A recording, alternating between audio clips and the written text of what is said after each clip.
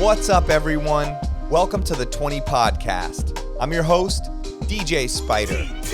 Our show is brought to you by Beatsource, the music streaming service for DJs that play everything.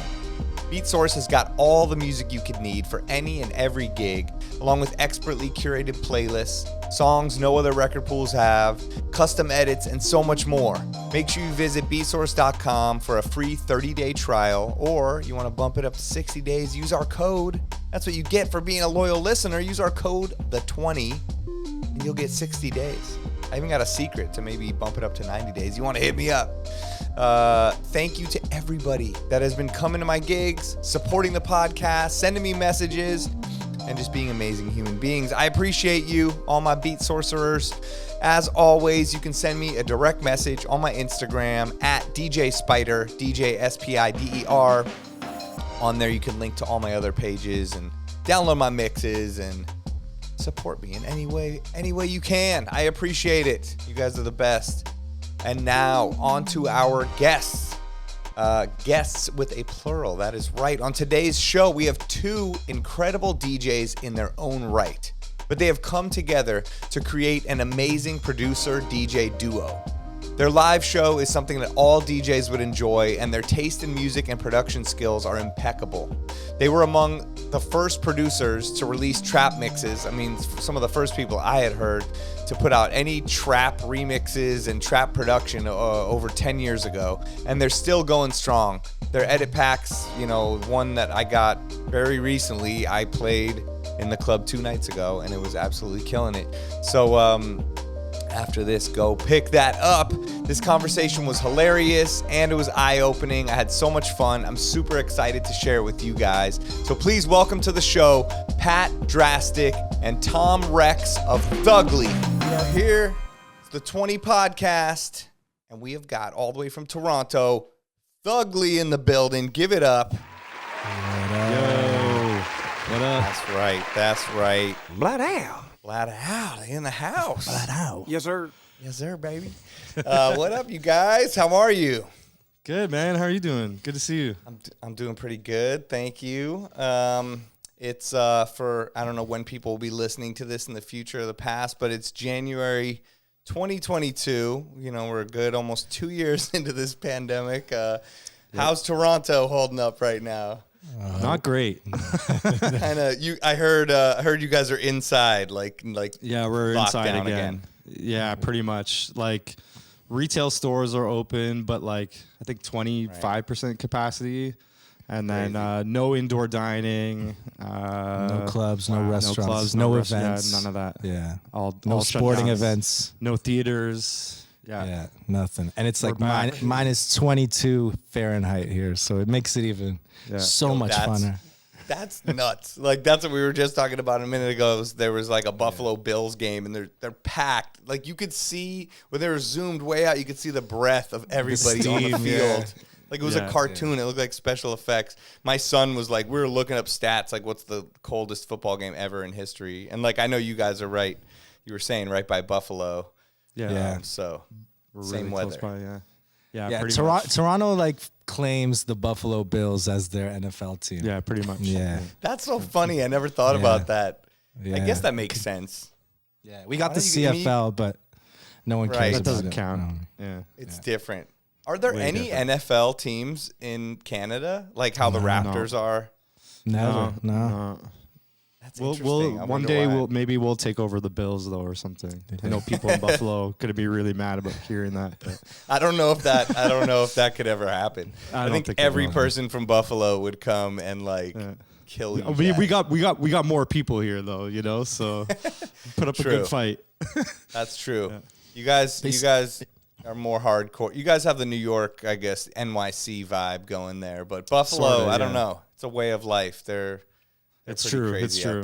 We know a lot of Buffalo Bills fans here as well. Oh, so for sure. Diehards. They wouldn't even want that, I don't think. No. They'd rather take the 2-hour drive, you know? Yeah.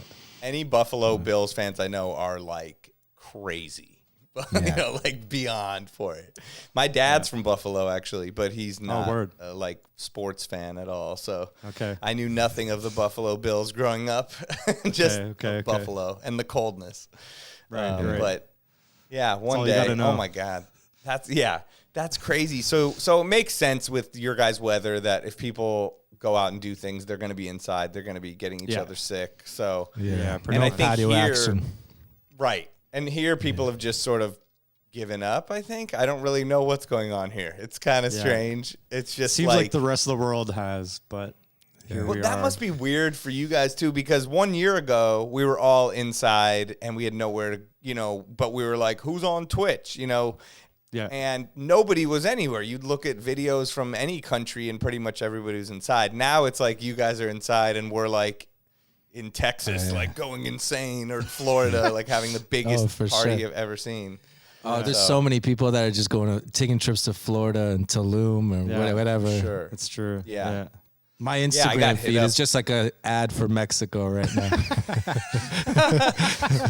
Come to Mexico. Let's go to Barbados. I'm like, that sounds great. It does sound all right. You got to escape. Like, that was someone I know from Norway, and he hit me, and he's like, yo, Norway just shut down. I'm in Barbados. Can you link me with DJ Puffy? I was like, yeah, I got you. Wow. And then they send me a picture like, we're at dinner. Life is good. I'm like, oh shit, your whole country's shut down in the freezing cold. So that's where we're at right now.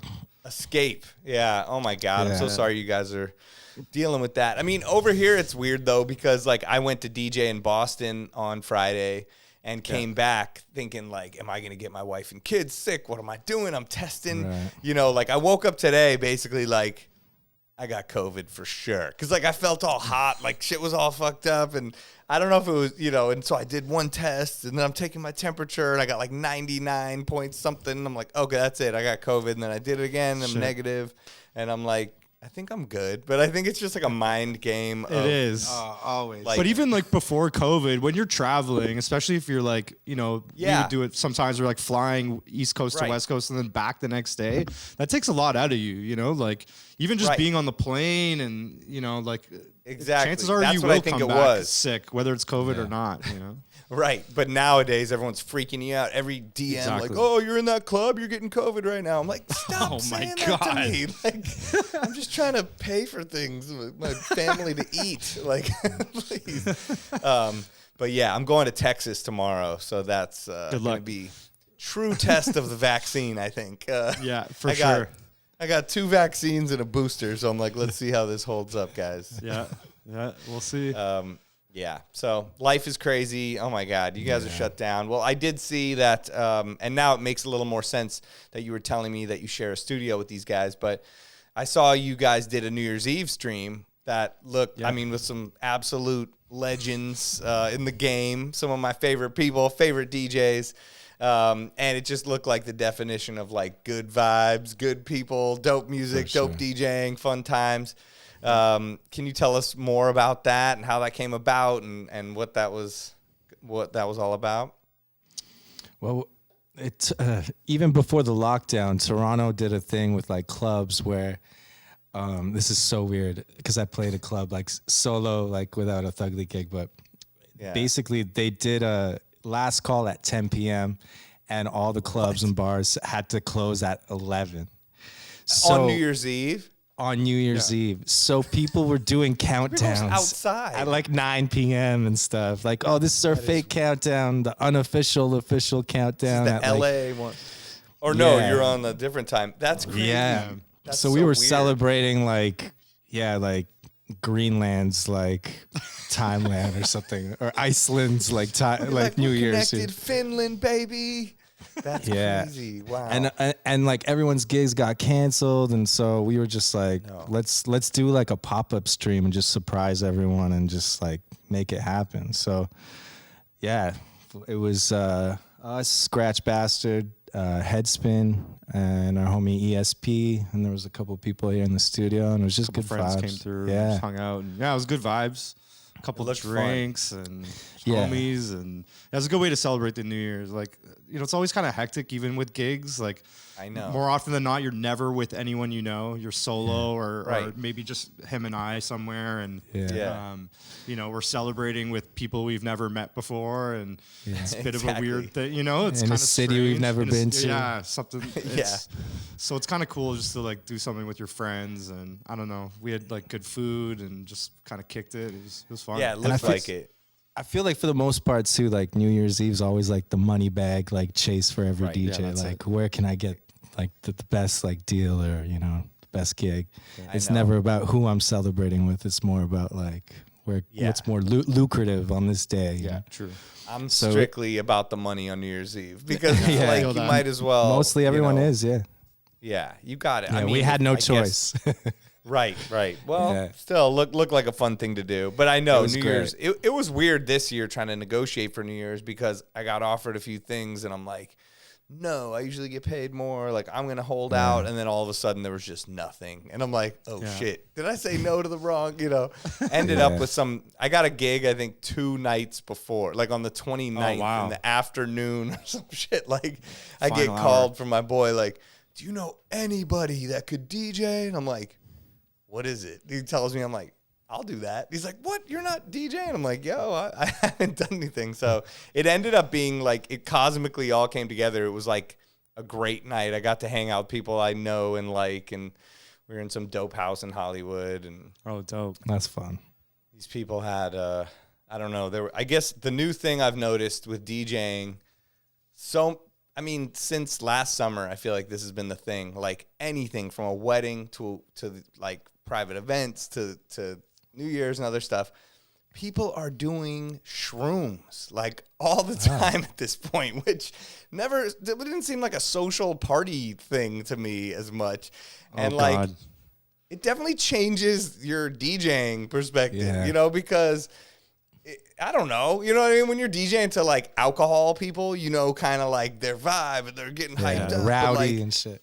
Yeah, it's like way different. You show up at this party and there's just big things of chocolate shroom everywhere or plates of them. And people don't know how much to eat or not too. And so they're just eating them like crazy. And then you just start seeing their eyeballs like turn huge and they're coming up to you like, I love you, or like, can you play this? Or we need to get really deep and dark, bro. Like deep. Can you move this setup outside so we could be in the forest? Yeah, like, oh my God. I want to see the stars. It was so entertaining. Like these people, like I could see them getting so into it. So I'm like, all right, I got to get deeper and deeper into some weird shit. Like, what would I want to hear? That's when you bring out the Mark Farina mushroom jazz. Right. I looked out the window, like they had ordered so many pizzas, and like these 2 dudes out the window, like I could see them out the window, were like, obviously they had eaten a lot of it, and they were like doing that thing where you're like on a mission. Like I don't know what they were doing, but they were like getting the pizza boxes and putting them together and taking the pizza, and they were like taking each piece of pizza and putting it up to those heaters, that they have at restaurants that have like the fire around it, and they'd be like up there like cooking them like and like looking at each other like, that's right, you're doing it. Like trying to DJ, watching these dudes like, wow, so that's amazing. Like I kind of wish I was doing what they're doing, but I have to like keep it sober to be DJing. This party sounds amazing. Oh my God, it was incredible. Like, so good. The only thing was at the end was trying to help like the dude, like everyone leaves and like then this one person's there. He's like, how do you turn this off? Like the heater. And I'm like, how do you turn the pizza oven off? I'm like, I'm not like a restaurateur, man. Like I don't know how to do this. I'm out here trying to turn everything off. I'm like closing up shop. And then I will say, I mean, like he goes, the dude's like, hey, bro, I have a 3-legged cat. And I'm like, what? And he's like, I got a 3-legged cat, and I got to give him an injection every night or he dies. And I'm like, oh, my God. Shit, do you need help? Like, what do we do? Are you going to be able to do this? He's like, I just can't find the injection. And so I'm like searching through all these medicines, trying to find a cat injection. And finally, like, we do it, and he, like, saves the cat's life. And then he starts just telling me about how, like, you got it. Once you're dedicated to something, you're dedicated for your life. And I was like, you're right, man. That's life. Like, you dedicate to that 3-legged cat, you give that injection, and that's the dedication you make. So I'm just like, it's 4:30 in the fucking morning, January 1st, and I'm just like trying to turn off heaters and inject 3-legged cats. And I end up just fucking leaving my mixer on the dude's chair. Like, I get home, and I'm just like, that was the craziest night ever.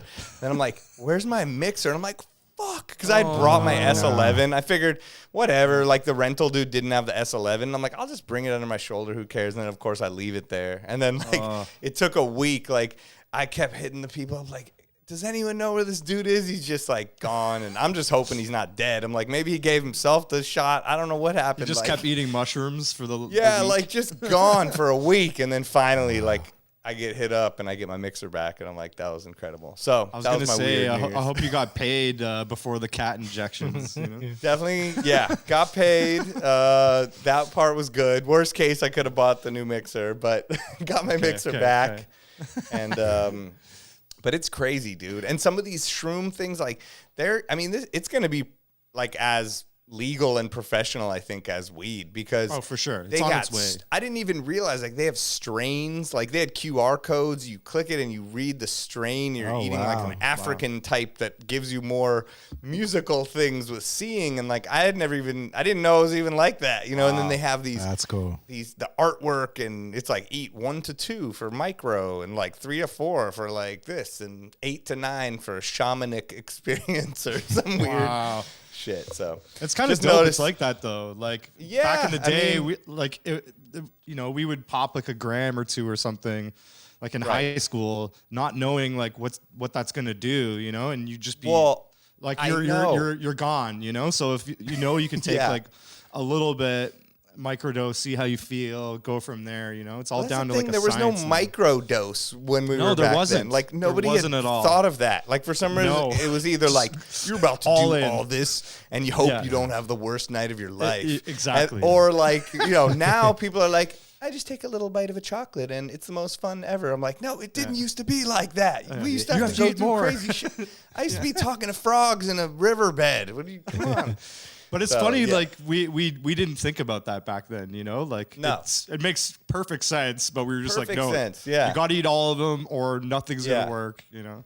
But it's funny as a DJ because you're like, okay, I know how to DJ to high people off smoking. I know how to DJ off drunk people or coked out people even. But like the shroom people is a different world. Like I've learned, I've gotten way more into this. I guess deep house, what you call it, or whatever it is, because that seems to be the thing that gets them going, you know. But then, funny enough, I played Motown. I put on like a Motown set, and I've never seen people get so euphoric like off Motown. They were singing every word, like having it was like bringing back this like memory for them or something. And so that was kind of dope to like do a whole Motown set and just see people react, like because maybe something's going on, you know, behind the scenes. That's dope. Yeah. So I remember the first time I ever did mushrooms, I listened to Dilla Donuts. And there's so much like stereo, like an audio design kind of going like left and right. And then I started scratching over it. I'm like, this is the best thing I've ever done in my life. I want to do this forever. Just scratch over donuts forever for the rest of my life. And That's then a great first experience. It was the best first experience. Mine didn't go like that. Yeah. You have a bad trip or something? The first time I ever did them, I was at like a club, like in Quebec, because like we both grew up in Ottawa, and Quebec is basically right there, and you can be 18 to go to clubs there. So we would usually just like cross into Quebec and like, go drink there or whatever. But we ended up doing it at this random party at a club. And we were leaving as they were kicking in because we were like, "Yo, we can't be here. This is too intense." And this is dead of the winter, like really, really cold. We're waiting for a cab, and a guy runs by us with no shirt on and no shoes, and we're like, "Did that happen? Is that happen?" And then we see a car pull up and screech to a halt. The guy jumped in the back window. The back window was open, like he Supermaned into the window, and the car peeled off. And then we see like 30 dudes running after the car, like, and this was like right as they're kicking in, first time ever. And I'm just like, oh my God. You're like a Jean-Claude Van Damme action movie or something. Yeah, we're like in the middle, just like standing there. Anyway, that was a nice little first that's the thing, foray into it.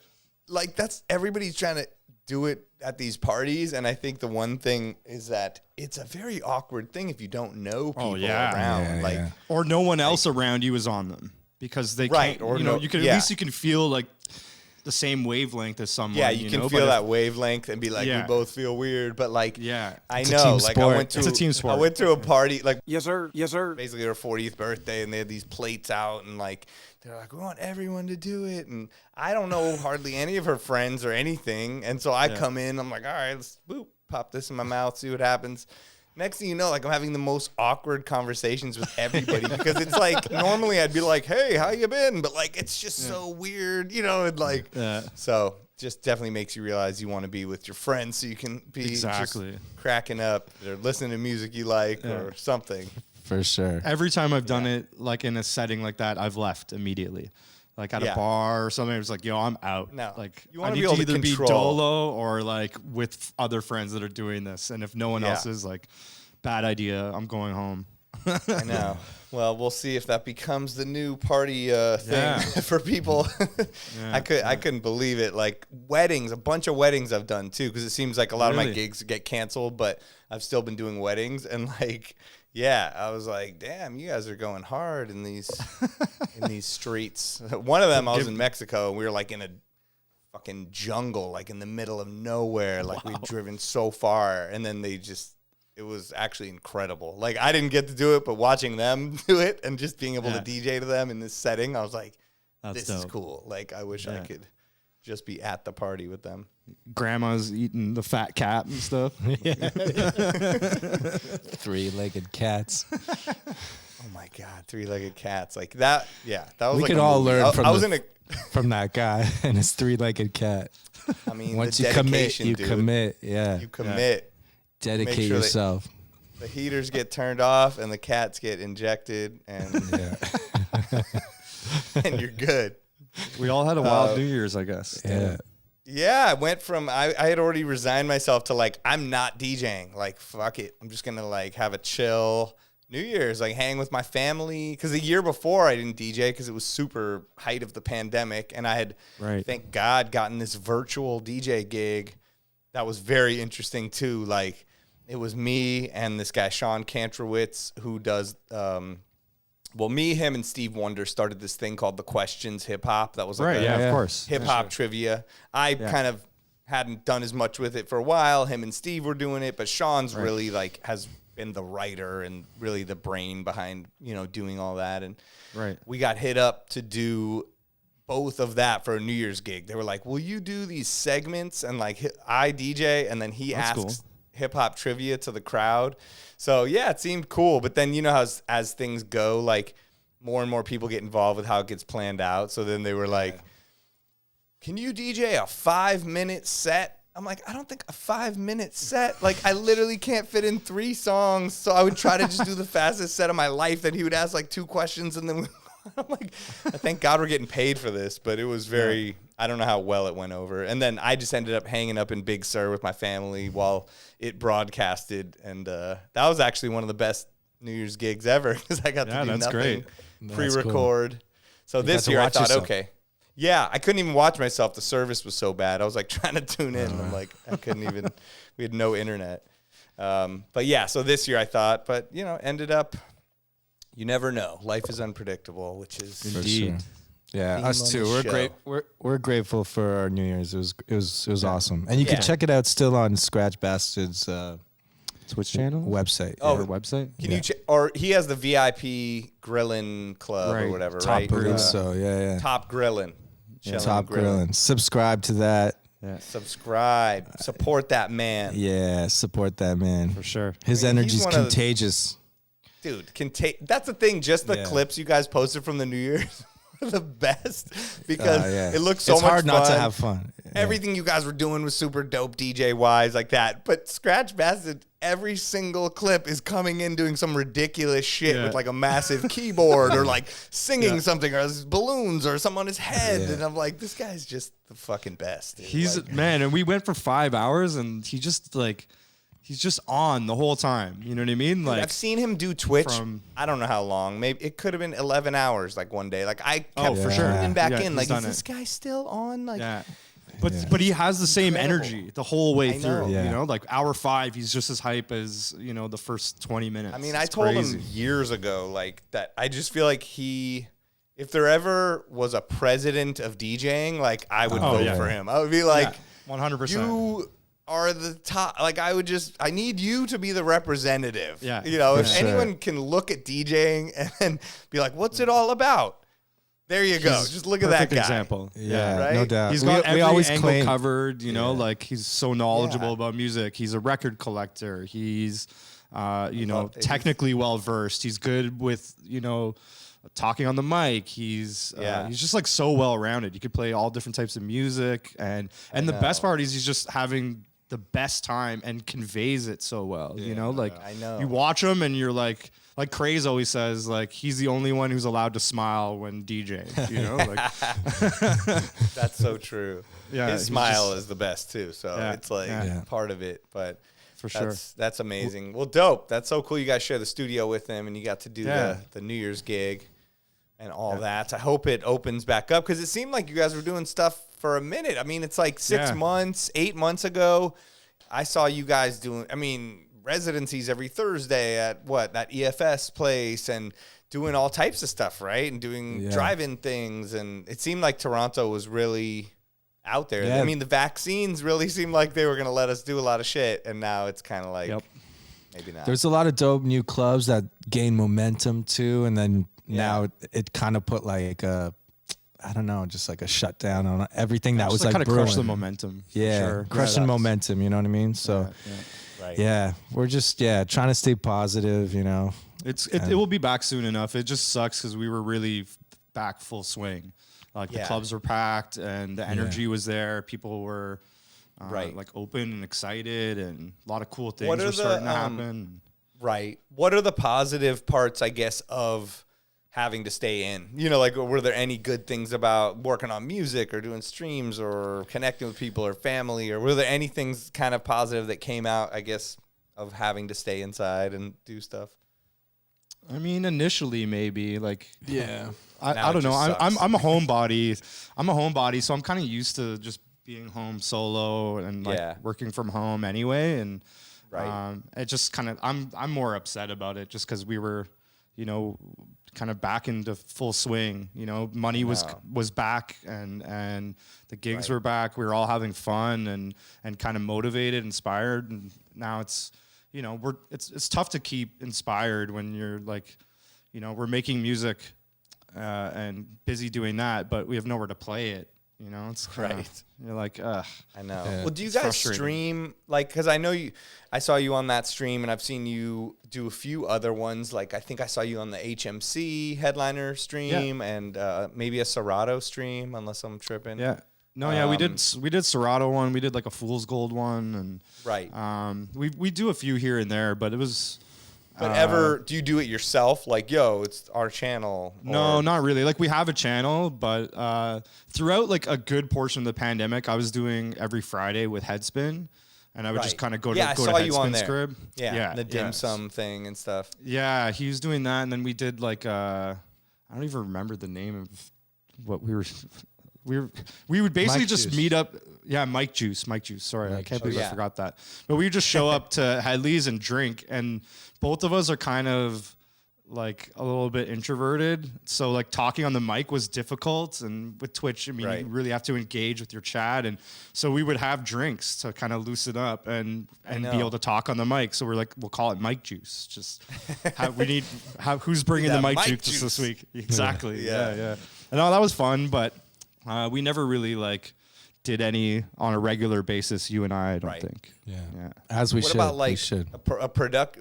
Like, I know there's DJ streams. But I have seen a lot of successful production streams. Have you ever thought about like doing Bauer that? Bauer. I mean, Bauer's is great. Kenny Beats, of course, is Kenny's was great. Kenny's really was great set to watch. The blueprint. All the beat battle stuff was really cool. Yeah, it's really cool. Would you guys ever do anything like that? I mean, I think it would be cool to see your creative process because you guys are so ingrained in the DJ culture and you come from the real deal, hip hop DJing and scratching and all that, but you're also amazing producers and your remixes are loved by all of us DJs and other people, producers out there. So I think you have a unique sound, so it'd be cool to see how you guys produce kind of using your DJ brain into the stuff. And I feel like people would have questions for you and stuff like that. Have you've never done a stream like that? No, we've never done it, but like we've talked about maybe doing something like that, or at least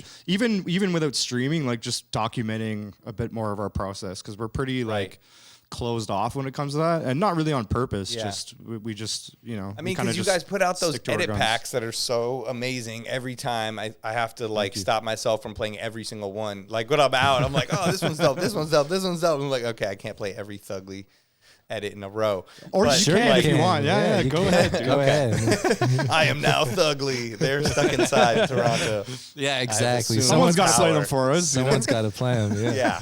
Okay. All right. You gave me more confidence in it. But you know, like, could there? I don't know. I think I lost my train of thought trying to pretend I was you guys. But yeah, to do more like production streams and stuff like that. Yeah. Yeah, like I would watch. That's what I was gonna say. Was the edit packs are so good? It could be cool to watch you guys do the edit pack live. You know, like figure out all the edits and then put it out. You know, and have it be like a whole process or something. Yeah, and like even the crowd or the audience could help you guys be like, oh, you should remix this one, or you know, I don't know. It could be an interactive type of thing, but I know it's hard. It would be cool, I think. I mean, I've wanted to do more things too, where I'm just making DJ edits or showing what I'm doing when I'm not DJing, but I actually haven't brought myself to do it either. So I totally understand. I think we're like I don't know, me personally anyway, always like kind of worried of like, oh, I don't want everyone to see us suck. You know, because like half of the battle of making these things, like it just takes time. You know what I mean? It's not like you're gonna watch for an hour and it's just gonna be all magic. You know, but in the same sense, like that's we have those moments that are just like, you know, and it'd be nice to capture them. You know, so we just gotta get out of our own heads. And then you could always edit it later. No doubt. Put it on YouTube. Yeah, no doubt. You're right. Because really, especially if it's a live stream and you don't save it.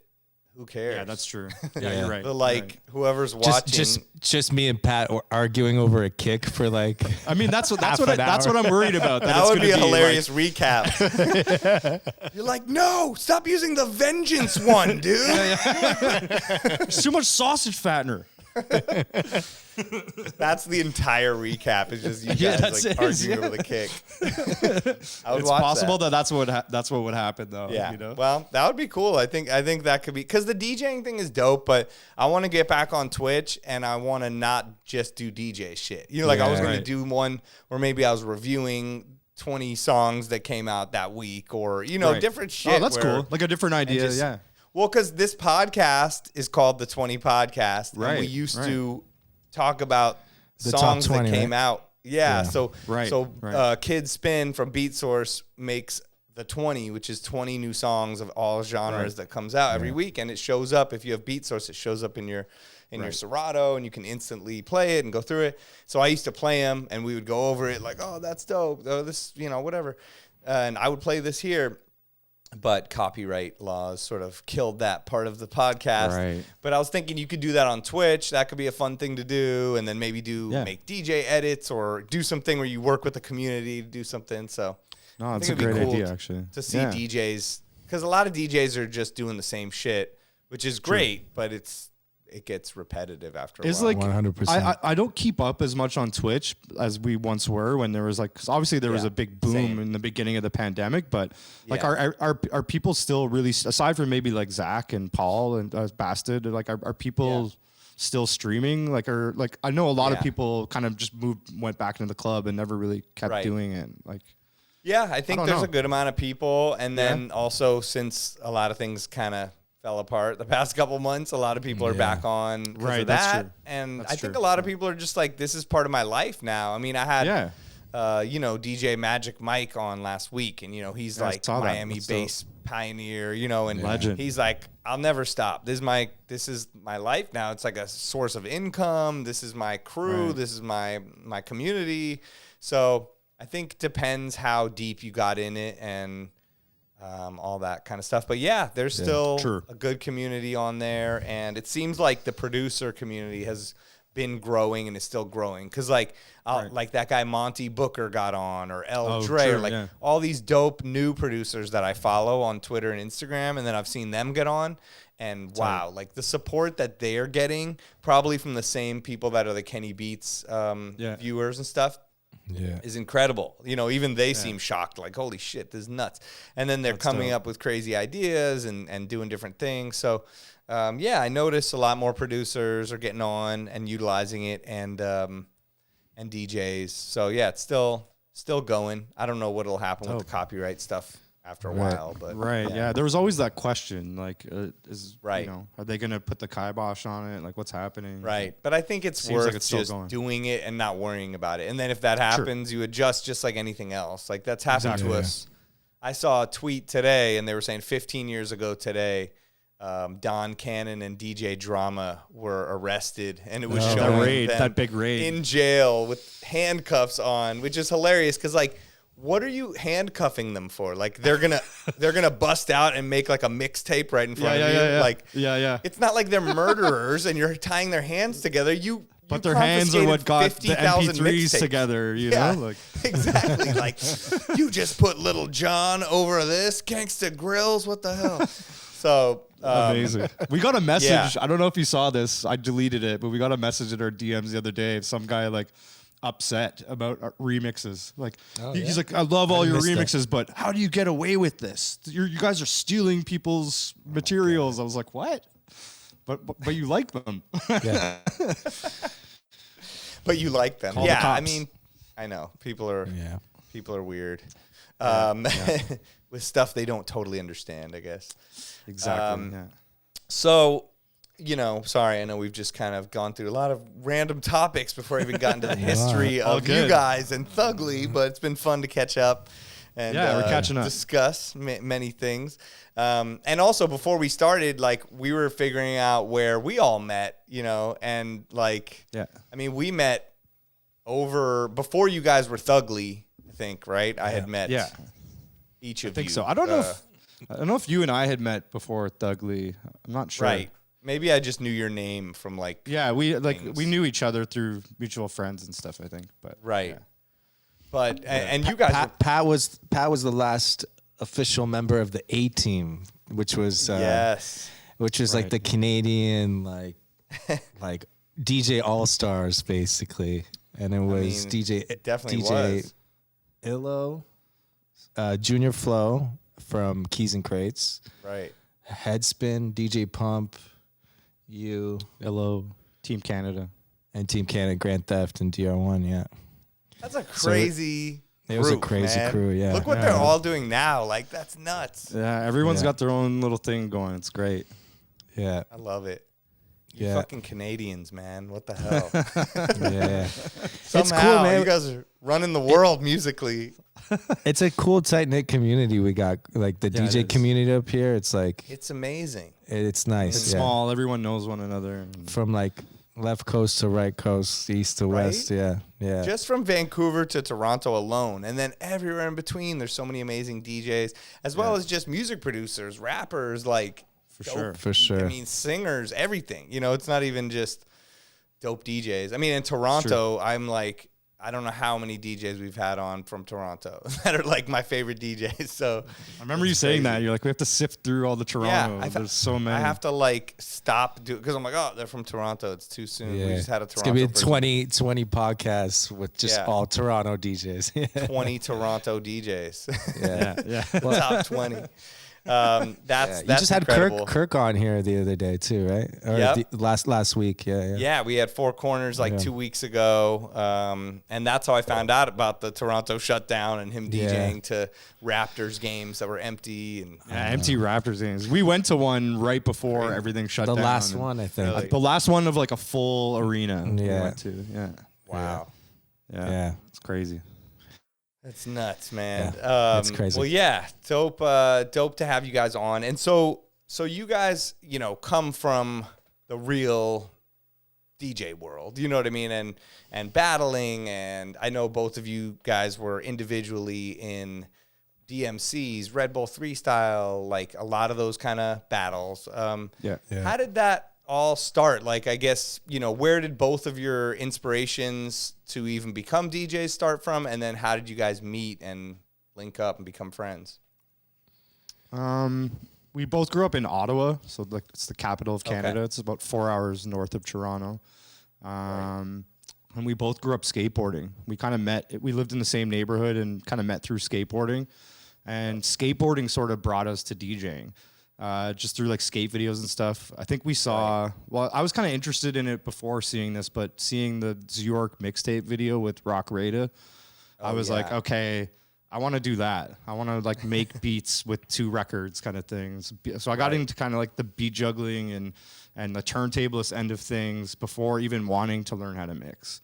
So I think both of our interests kind of lied there first before even wanting to like DJ in clubs. So we were just trying to figure that out. And then of course, when you kind of do, the one thing you can do to kind of like show people is go and enter a battle. So that kind of started the whole battling thing. And from there, it just kind of snowballed into other avenues, from like starting to make beats and, playing clubs, things like that. Yeah. Right. For me, it was like listening to DJ Premier songs and trying to figure out how he was doing those cut choruses. And I'm like, I need to learn how to do that. And then I met some like kid on like a Yahoo, like underground hip hop, like chat. And he's like, you should use Acid 2.0. And it was like, okay, what is this thing? And then I started building beats just with like doing like drum loops over like a sample. And then I was like, all right, now I'm missing like the scratch element. I got to figure this part out. And then when I was skateboarding, Pat's like 2 years older than me. So I always looked up to him in the skate scene, because he was always like better than me, older, the cool older guy at the skate park kind of. So I kind of befriended him and his friend who had a setup. And it was like a setup put together through like secondhand. Like it was like we couldn't afford anything. Yeah. So it was like, one turntable that we got in like the penny saver. Like we found in the newspaper a guy selling like it was like the Techniques with like the rotary pitch. I forget it was before the 1200 or whatever. Yeah. Oh wow. And the Vestax 03. Yeah, we had we each bought an 03, Classic. I remember. Yeah. And then we bought like a terrible like Newmark one for like $500. And then we would have like joint custody of them. We would like split, like, okay, like I get the turntables this week and you get them next week. And that's amazing. And then it was And then I was always like, hey, so what are you guys doing after skateboarding? Are we gonna go, cut up some records? I was just like trying to, like be friendly. You didn't have to convince us. We were like, yes, let's go do that. Yeah. So that's kind of, and it snowballed into like just. Well, when we kind of roped you in, you had money saved. Tom's always been very frugal with money, and I was saving up, and he had money saved, and then at the time I was doing good quality. Yeah, and at the time I was doing like a co-op position from in high school at a record store, and someone had brought in a pair to sell like used or whatever on the and put it on the bulletin board, and I remember freaking out and calling you. I'm like, you have to come get these right now. Someone's gonna buy them if you don't do it, and like convince you to take out all your savings. I had an envelope like pinned to my wall, and I would always put dollar bills in the envelope, and the envelope had like turntables with a mixer printed on it. Like I made it, I stapled it. I'm like, this money is gonna go. Man, I can picture. It was a vision, yeah. So when he called me, I'm like, Mom, start the car, let's fucking go. And she's like, this envelope is ready. Yeah, and my mom, like Polish immigrant mom, she's like, Are you sure? Are you sure you want to spend this money? And I'm just like, yo, let's go. What are you waiting for, Mom? Someone's going to buy them. And he's on the other line like, you better come quick, man. They're going. Meanwhile, no one was buying them. He was just like, you got to get here as fast as you can. Right. So then we secured the 12s. Then it switched up.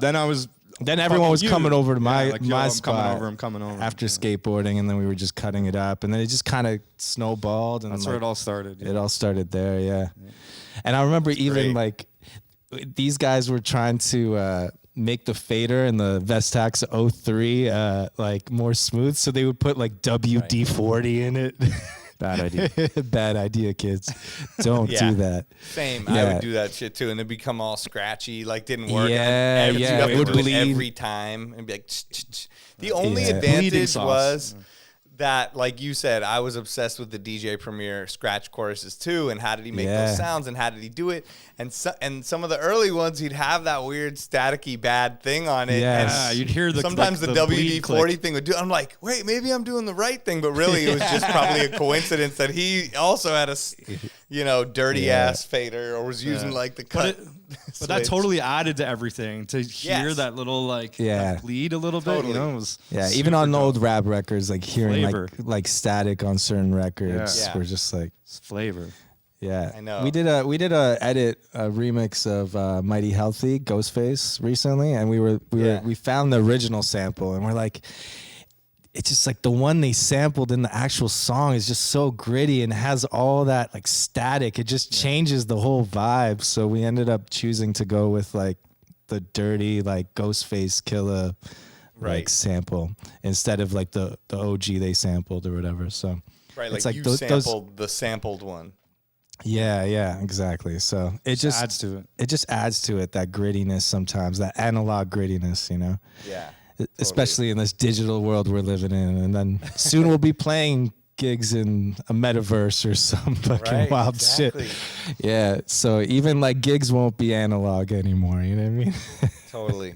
You're like, I'm Yeah. playing vinyl in the metaverse. Well, I mean, that's what Yeah. Scratch Bastard does, if you think about it. He's Yeah, no he's doubt. inside of a digital Twitch metaverse type thing with For all the sure. records behind him and Totally. playing analog, into the digital. And that can be streamed into those Metaverse or Oculus, or I messed around and 100%. I was watching him and some people on Oculus on Twitch, and just to see what it would look like, and it was nuts because you can put it into like this big mode where it's everywhere. You could put in this wraparound mode, Oh. and I'm like shit. looking around, like he's huge, he's DJing, and then I can like comment and still do things with my It's crazy. hands. cool. Like We were messing with the Oculus down here last night, actually. A couple crazy, of DJ right? homies brought one over. Yeah. Yeah. I want to get That's that. dope. Do you have that DJ app, the Tribe app, where you actually can DJ? Like, No. I'm gonna get that one. I guess there's an app that they 100% replicate Pioneer CDJs, mixers, everything. So you're in the app and you load your own music onto it, and the screen, everything works just like in real life, and you just DJ in the Oculus in the world. Crazy. I guess I haven't messed with it yet, but The future. Future. are you guys in? Have you guys messed with any of that? Have you had any thoughts of releasing music as an NFT or doing any kind of metaverse things? Or We've had Yeah, conversations, crypto. but Talked yeah, about it a bit, no plan yet. No, we're still kind of like, I mean, I understand it, but I haven't really dove into any of it yet. And I know we have a lot of friends that are kind of getting, a bit more familiar and Yeah. interested in it. And I'm just kind of waiting for them to fill me in. Good plan. Yeah. Yeah, I think a lot of people are trying to rush into it, which Yeah, for sure. It's a It's good in its thing to infancy, do. so. But exactly, Yeah. I think that there's a lot of like that FOMO of like you're gonna miss everything, and it's like Yeah. okay, I don't know about that. Like people Yeah. can figure it out, and you can get in when you feel comfortable. The way it If seems it's even now is something like you wanna this is do. going to be a thing, that's in for the long haul. And Yeah. right now it's really in its infancy, We're Yeah. just kind of like seeing the beginning of it. And I think eventually, we'll all kind of have a bit more of a grasp on it. But for Yeah. the time being, I don't think there's any rush. It's not going anywhere. Right. Yeah, everybody's trying to act like they know everything that's going to happen, or like this is it. And it's like you really can't predict it. It is super interesting and cool, and I do see it as something is. that will be part of it, but they need to figure out how it will work. Yeah. And I think right now it's figuring out a unique way to do it too, especially when it Yeah. comes to like music and stuff. It's, you got to kind of think a little bit outside the box and find a cool way to present it. And so Yeah. I think down the line, that's totally going to be an option. But for now, we'll wait till we figure it out a little bit more and see what Yeah. happens. But yeah. So you guys growing up in Ottawa and skating and having your cut sessions after school and saving up for the turntables, you know, obviously, like you said, Rock Raid, a big inspiration, and I'm sure some of the other people you looked up to around there. Who were some other inspirations for you guys that you looked up to? And, you know, obviously DJ Premier and stuff like that, but who were some other people that you looked up to and tried to imitate and emulate? I think like the Crazes and A-Tracks for sure. Yeah. Those two were like, you know, once we jumped into the battle world, we were like fully immersed. It was like, you know, that this was like just like tunnel vision. So we were trying to watch like everyone who was dope. And at the time also, like, not to super date ourselves, but you know, we'd have to like buy an ITF VHS and it would cost like $80 shipped from like, I don't know, Turntable Lab or something, you know. It was like so we were like young and rather put $80 towards records. And at the time I think like videos were starting to emerge online. Like this is pre-YouTube and stuff, but like Real Player. Yeah, like and like DJBattle.net and like some of these other sites would have stuff, and you would like load a video and then go out for like 5 hours and come back and get 3 minutes loaded and hope your mom didn't use the phone while it was downloading. And you know, like so there was a lot of like I think just trying to find anything battle oriented at the time, but definitely like the heavy hitters from back then that are still killing it today. But yeah, the Crazes, A-Tracks for sure. Those two were in and like all the X-Men too, Pickles.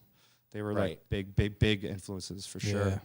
Yeah. What were some of the battles that you guys entered? I know DMC, Three Style, probably some other ones.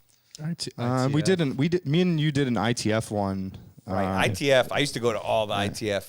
At the time I was living up by the Bay Area, I would go. Yeah, we did one in the Bay actually. Really? We did like Maritime a team. Hall.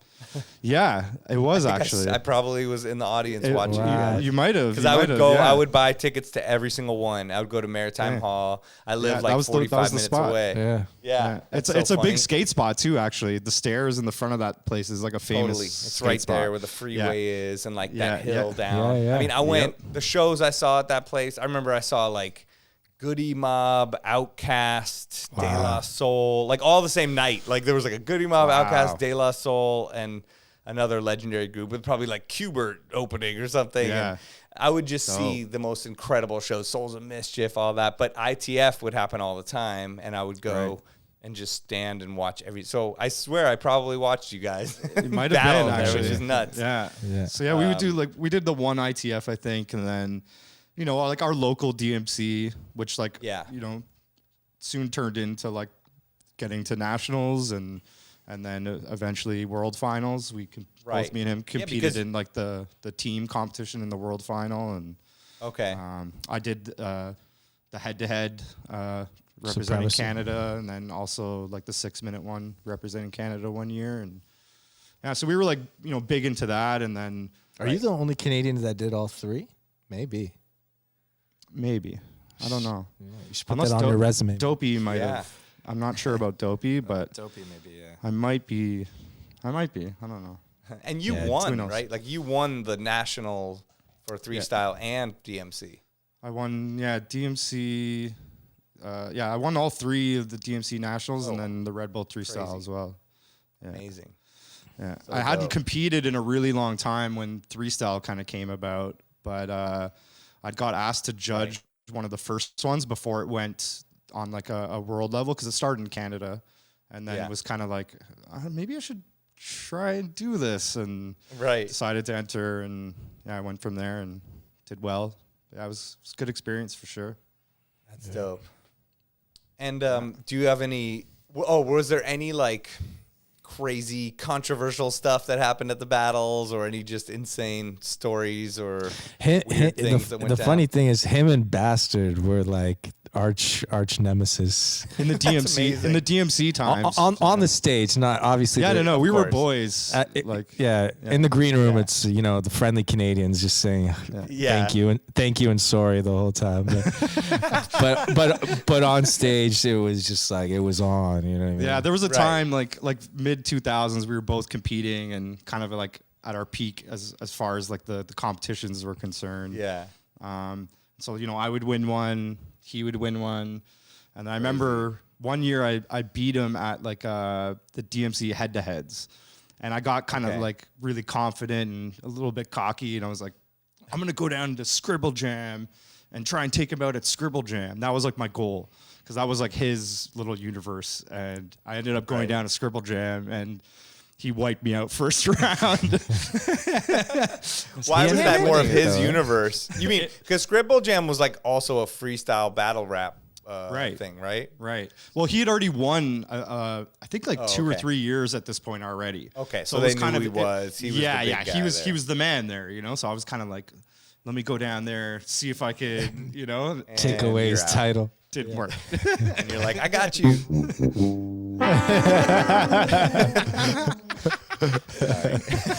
No, perfect time. First round, we're going down. First round went out. Crazy. Yeah. So going, yeah, of course. No, I know. Yeah. That's the beauty of DJing and hip hop and competition and all this. We all love each other. We have this utmost respect for each other. 100%. And the competition is just there to help us get better and have more fun. Yeah, no doubt. That's it. Totally. And Toronto too. Toronto has this like grit about it that it's always like competitive. Yeah. It was used to be called the Screw Face Capital. So it's like everyone just kind of had a bit of an edge to them. Looking at you with that screw face. Yeah, exactly. That's exactly it. It's a lot better now, but before it was like, who the hell are you? Guy? Who's this guy? Let's see what he's got. I used to come from Ottawa to compete because all the big kind of battles were going down in Toronto, and I would come and win something, and everyone would be pretty butthurt. Like, who's this kid from Ottawa? What the hell? Yeah. You know, like, right. And I'd be like, bye, I'm going back home now. But yeah, there's always this like mentality here though that was very like very competitive. I moved here in like 2003, and I remember like the first couple of years here, I was down with this b-boy crew, Drunken Monks, and because people would see me with these guys all the time, I had like b-boys in the middle of the street come up to me and be like, "You want to throw down?" and like try to battle me and shit. I'm just like, yo, this is next level, like in Toronto, you know what I mean? These guys will freestyle battle you, dance battle you, whatever element you know, they're gonna come out and come after you. You know what I mean? Times have changed. Yeah, but. Yeah. No more battling in the crosswalk now. No more dance battle in the crosswalk. Yeah. This is like a step up type movie. Oh, it was for sure. Yeah. It's like they're still doing Omarion in these streets. Yeah, they still have kids. Now they have kids. There's like walking them to preschool, like, yo, what's up, dog? Yeah. About to do the fucking pop lock to your face before my kid goes into their kids are just like, oh, Dad, not again. Please, Dad. Amazing. That's hilarious. So the transition from being DJs, I mean, being a battle DJ, I feel like you're so technical and you're so into the sounds of every little sound. It really plays into what a producer does. Because like you said before, you're arguing over a kick drum. A lot of people that listen to music, I don't even think understand that there's a difference between kick drums. You know what I mean? And we're over here freaking out about every little thing. And I think a battle DJ especially is somebody that pays so much attention to stuff. And so that's probably why you guys, you know, have so much attention to detail in your production. Like, how did the transition into being a producer? I know you said the Yahoo forum of the kid telling you to get acid 2.0. But from there, like, did you guys just keep working on stuff and just kind of go, okay, making beats is like part of the deal of being a DJ and this is what we want to do? Like in high school, I had like a rap group.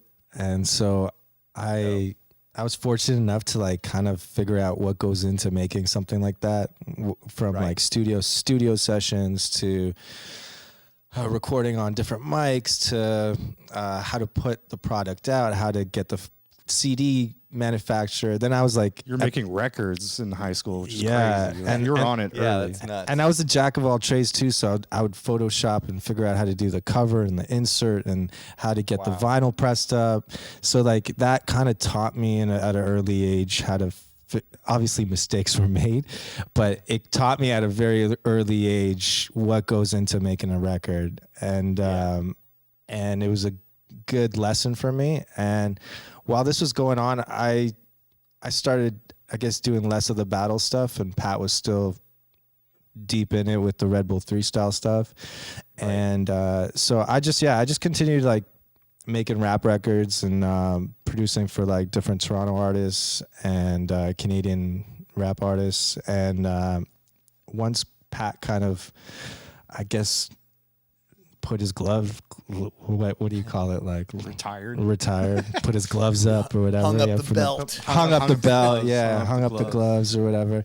And he was already like editing mixtapes and editing like edits for his battles and already producing without kind of even knowing he's producing. And every time I would come visit him in Ottawa from Toronto, I would come and we would just sit there and we would come up with so many crazy ideas and so many different beats, and it just kind of stacked up over the years. And then once he kind of did the Red Bull 3 style thing, we were like, yo, we have so many ideas and so many things, like we need to take this kind of to the next level, you know what I mean? And start putting this stuff out, because it's just collecting dust on all these hard drives and stuff. So that's kind of how Thugli kind of started to form. Yeah. Well, we were making, we got into kind of like the whole trap, like beat you stuff. Were some of the first really early people on I heard to remix songs in a trap way, I guess. I don't know. You know what I mean? Like, it was like how Flostradamus, you guys, like a few people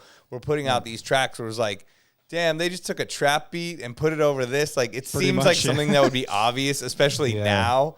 Right. But it was mind-blowing at the time, especially the DJs, because we were like, oh, shit, I maybe don't like playing this song, but now I love playing the song like this, and it has crazy bass, and I can scratch over it, or I can do routine with it now. And I mean, because you guys produce individually, too. I mean, I have your song, I have your guys' edits and songs that are not Thugli, you know, that are just Tom Rex and Pat Drastic, you know, edits. But, like, that's, you were some of the first people that I heard doing that. I mean, in a way, the pioneers of trap. Well, like, we were kind of making, you know, even pre-trap, we were jokingly taking like a dance music song. Like I remember we took like Alice DJ Better Off Alone, and we put like double time drums under it, and we were like, this sounds banging, but it, you know, we couldn't play this out. No one's gonna really mess with this. And then when we both know Flostradamus from Time. I booked them to play in Ottawa. I used to do a party that was originally the Jokers of the Scenes party in Ottawa. They're from Ottawa. Oh, yeah. And me and my homie Iggy took over the party when they moved to Toronto. And we were bringing in, like, you know, we brought Kate Trinata early on, Ryan Hemsworth, A-Rab Music, Bauer, all these kind of people, Flostradamus too. But, and we heard Floss, you know, put out their first, I think it was like the original Dawn one or whatever. And we were like, hey, like, we've been making stuff like this.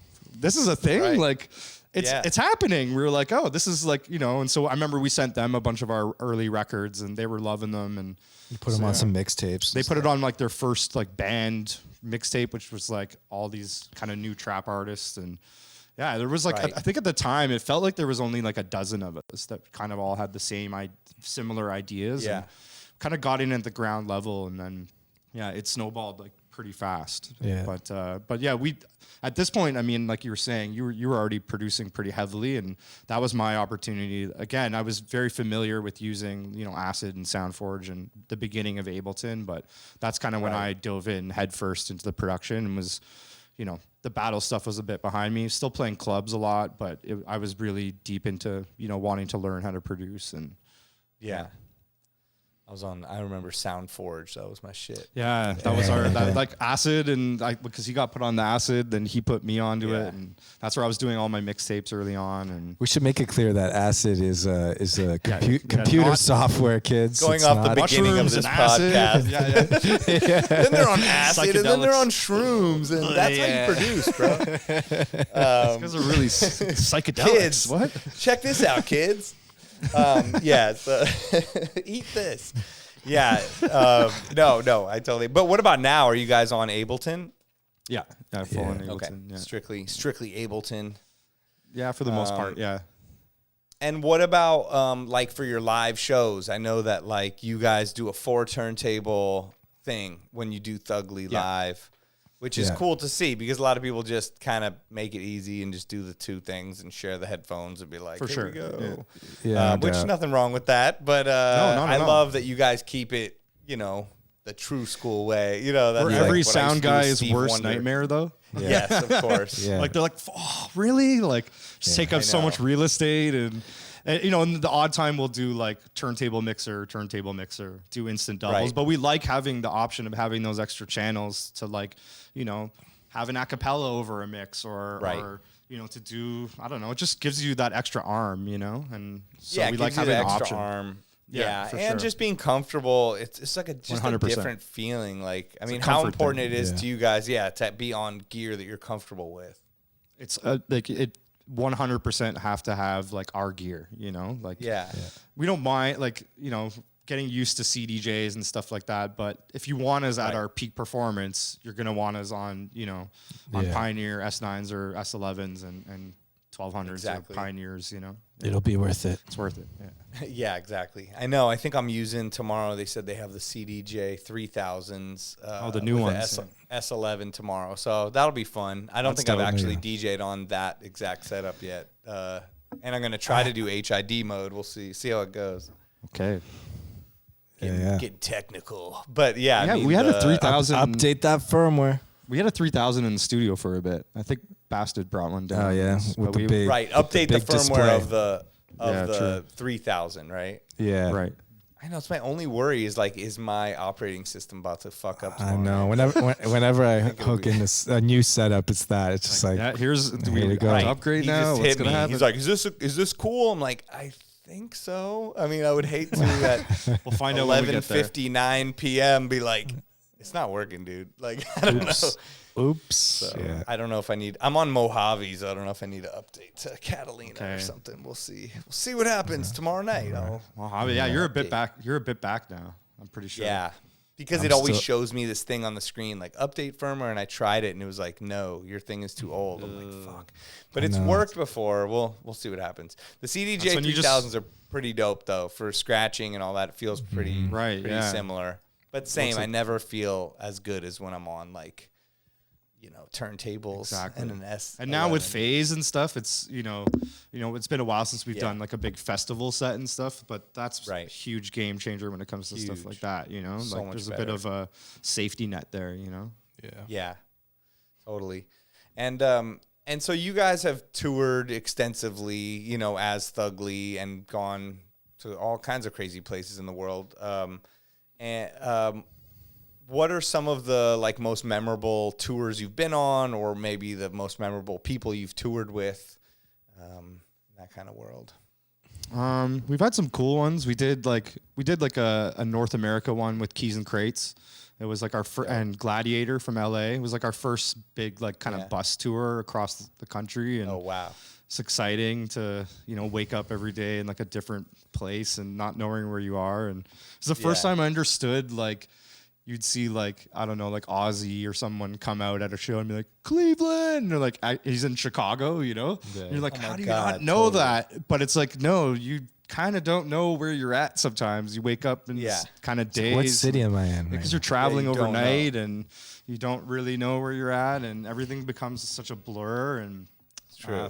But that was a really fun one. And we're friends with all those guys before we went on tour. So it was kind of dope that we got set up to be with all our homies and stuff. So that was great. Right. We did a run of shows in Alaska with Waka Flocka. Oh my God, that's amazing. That was such Waka a bizarre Flocka, one. Alaska, Thugli, you know. Yeah, he's an awesome guy to tour with. Yeah, he was great. Such really a nice seems guy. like it. Yeah, it's like amazing. We crashed a girls' bachelorette party like after one of the nights. He was just like, "Yo, come with me. We're taking over this booth." Yeah, and it was a girls' bachelorette, and it was just funny just watching Waka Flocka because he's a big dude, just like crash his girls' bachelorette party, and they're all excited because they weren't expecting Waka Flocka to come into the club in Anchorage, you know, and just crash their party. It was such a random tour, but it was so much fun. He was great. Yeah, we did one across Canada with Bun B too. That was another amazing. legend. Yeah, he's an amazing person. Yeah, that was we've been we lucked out touring with like really incredible people like that. We weren't sure how we would get along, and we ended up having like just the best time with them. And there's always that people say never meet your heroes or whatever. Yeah, we've been lucky. But we've been lucky. Yeah. We've had some really good experience. Good heroes, yeah. A lot of like crazy random runs, like touring's hectic. It's I remember we did like Australia, New Zealand, and you're just so delirious on no sleep and flying every day. And we didn't realize how big Australia was. Oh my God, massive, right? From Perth to it's like Canada. It's like flying to from Sydney, one end to the other. Yeah, it was wild. Yeah, that was a great tour. Yeah, Australia was fun for sure. Yeah, shout out to the Aussies. There's been some cool ones for sure. Yeah. Did you ever have any like nightmare things happen or just crazy stories? Definitely. Sure, yeah. on the Keys Crates one, like there was a lot of because you're on a bus. You have to like use the bathroom at Walmart and shit, like it's grim, like just things like that. Like, there was definitely some instances like of, emergency pullovers in the bush and stuff, like things like that. You're like, why am I doing this? Like, where am I? Like, what's going on? Yeah. Right. But, yeah, I mean that's tour life. It's random. I remember we played a gig right before that tour with A-Track, and I was like, "Yo, A-Track, I'm going on my first bus tour. Like, what should I look out for?" And he's like, "The pooping, man, the pooping. Just if you're on a bus, you can't poop on the bus." Remember he said wet wipes. He's like, make sure you have lots of wet wipes. Yeah, I was like, okay, all right, cool, man. Sure. I was like, I didn't think this was going to be an issue, and he was definitely right. Yeah. Oh, it's the number one thing anybody talks about. It's the number two thing. Oh, there we go. Okay, that's true. That's a good one. No, but for sure, it was a Snoop like that. That's a main one. The pooping vibes. Yeah, no, when I went on that Blink-182 tour, they were like, there were so many fucking buses. They're like, you're on the number 8 bus. I'm like, all right. And they're like, I get on, they're like, whatever you do, don't shit on the bus. I was like, okay, like, are you going to murder me? And they're like, yes, we will kill you. I'm like, okay, and I found out later, it's like, you could totally just shit on the bus, but it's the bus driver that has to like clean out the tank or whatever. That's why he's like, don't shit on the bus, because I have to. And it just smells in the bus, I guess. I don't know. And our bus driver, I wouldn't mess with him. Yeah, no, his name's Wheels. Yeah, that was his name. But like not a nickname. Like his last name was Wheeler, and he drove a bus for a living. It's amazing. So classic. Wow. And he looked like he stabbed a couple dudes in the neck, so you don't want to mess with him. Nice guy, but definitely you don't want to shit on his bus. Don't shit on his bus. No. And he was like, that was the first thing. Like, we're like, hi, nice to meet everyone. Don't shit on the bus. Yeah. I'm like, oh, my okay. God. Yeah. Oh God, what do we do? I'm pretty sure I have IBS. It was a struggle for me, man. Like I haven't been diagnosed or anything, but like I definitely I'm always worried and thinking about like, where can I go? Like, I need like a plan. I need an escape plan. You know what I mean? And being on the bus is just so unpredictable. It's like, God, like it was tough, man. It was really tough to navigate. Yeah. No, you're in the middle stories of nowhere. from Thugli. Yeah, dude. Yeah. Like, And the other thing was bathing. I didn't realize it would be such a big deal. Yeah, that's another thing. That was where the wet wipes came in handy. You have to find somewhere to take a shower, which is like the hardest thing. And we'd be doing these amphitheater shows, so everything was outside. So they'd be like, everyone showers in this little shack that was just like a little like wooden thing on the outside. I'm like, what's happening here? Like it's cold water, like Plus, we people are crazy trying to like play tricks on you and shit. So like, you really don't want like, I don't know. I'm with all the guitar techs and shit, and they're already trying to make me look stupid and do crazy things. So it's like, I'm not trying to be naked, and then they're like, ripping the thing down and like stabbing my knees, or I don't know what the fuck's happening. Like, It's the closest thing to a prison shower for you. We were always like There was super some- hyped when we'd show up to a venue and there'd be a shower or like laundry. That was always like, oh my God, if there's laundry at Oh the my venue, God. you're like, Yeah. I got dibs. Everyone's like, have to wait in their turn and stuff. And it was, that the whole like bathroom laundry. situation Oh my in God, general, was Yeah. hectic to navigate. It's funny that's what because people don't look realize. No one No, realizes. no, Yeah, don't. people looking from the outside in are like, "Oh, these guys are touring the world, looking at it," and we're like, we're not sightseeing. We're trying to find where we could poop. You're like, I've been wearing the same pants for 3 weeks now. Like, Yeah, we ain't sightseeing right now. We're in New Orleans trying to find like a place, a porta potty somewhere. You know what I mean? Oh, man. Oh my Yeah. God, I know. we'd always get like a shower room. That was always like, there would be one for the bus driver and then one for us. But it was always like, it's tough between like, you show up. I think there's 12 of us total or something. Yeah. So, you guys, I know you do a lot of like clubs yourself, as your own DJ, names, as well as Thugli. And, I mean, it's so incredible that honestly producing music and DJing has taken you around the world. Like you're saying, you've gone to all these places, New Zealand, Australia, like Alaska with Waka Flocka, like just crazy stuff like that. Yeah. And then also something I actually didn't mention is that you guys got invited to Playlist Retreat, which is sort of like the gold standard of things to get invited to as DJs. What was that like? I mean, how was that? Just incredible. It was amazing. That was crazy, We yeah. went to the first two actually. So Wow. going into the first one, we, no one really knew what to expect. I think even the people involved, I think even Jeff himself didn't really know how to, but It was more. It was a little smaller, more intimate. smaller for sure. Yeah. But incredible experience, really eye-opening. You're working alongside obviously some of your heroes and then also people you've never even heard of that are just incredibly talented. Everyone there is so excited to be there, regardless of like what you've accomplished in your career or not. Egos kind of get checked at the door. And I remember either first or second year Z-Trip saying, Jeff is not only one of the best at mixing records, but the best at mixing people. Like it seemed like everyone there, he strategically picked knowing they're going to get along and work hard and be able to share and create and inspire. And I mean, it was incredible experience. Super honored to have been a part of it, just amazing. So dope. Yeah. Nice. And then just on some, kind of DJ brain type stuff. Do you guys have any special things you do with your music organization, like within your Serato, or any kind of tips? Sometimes people come on here and have all these amazing genius things. Sometimes people are just unorganized. But do you guys do anything specific for your library?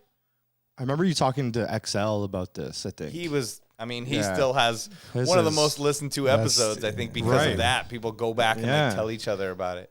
I remember that, I don't know if we're both kind of different maybe in our organization. A little bit, yeah. Yeah, like I'm very like genre oriented. Okay. And then I kind of like break down each crate into like a best of.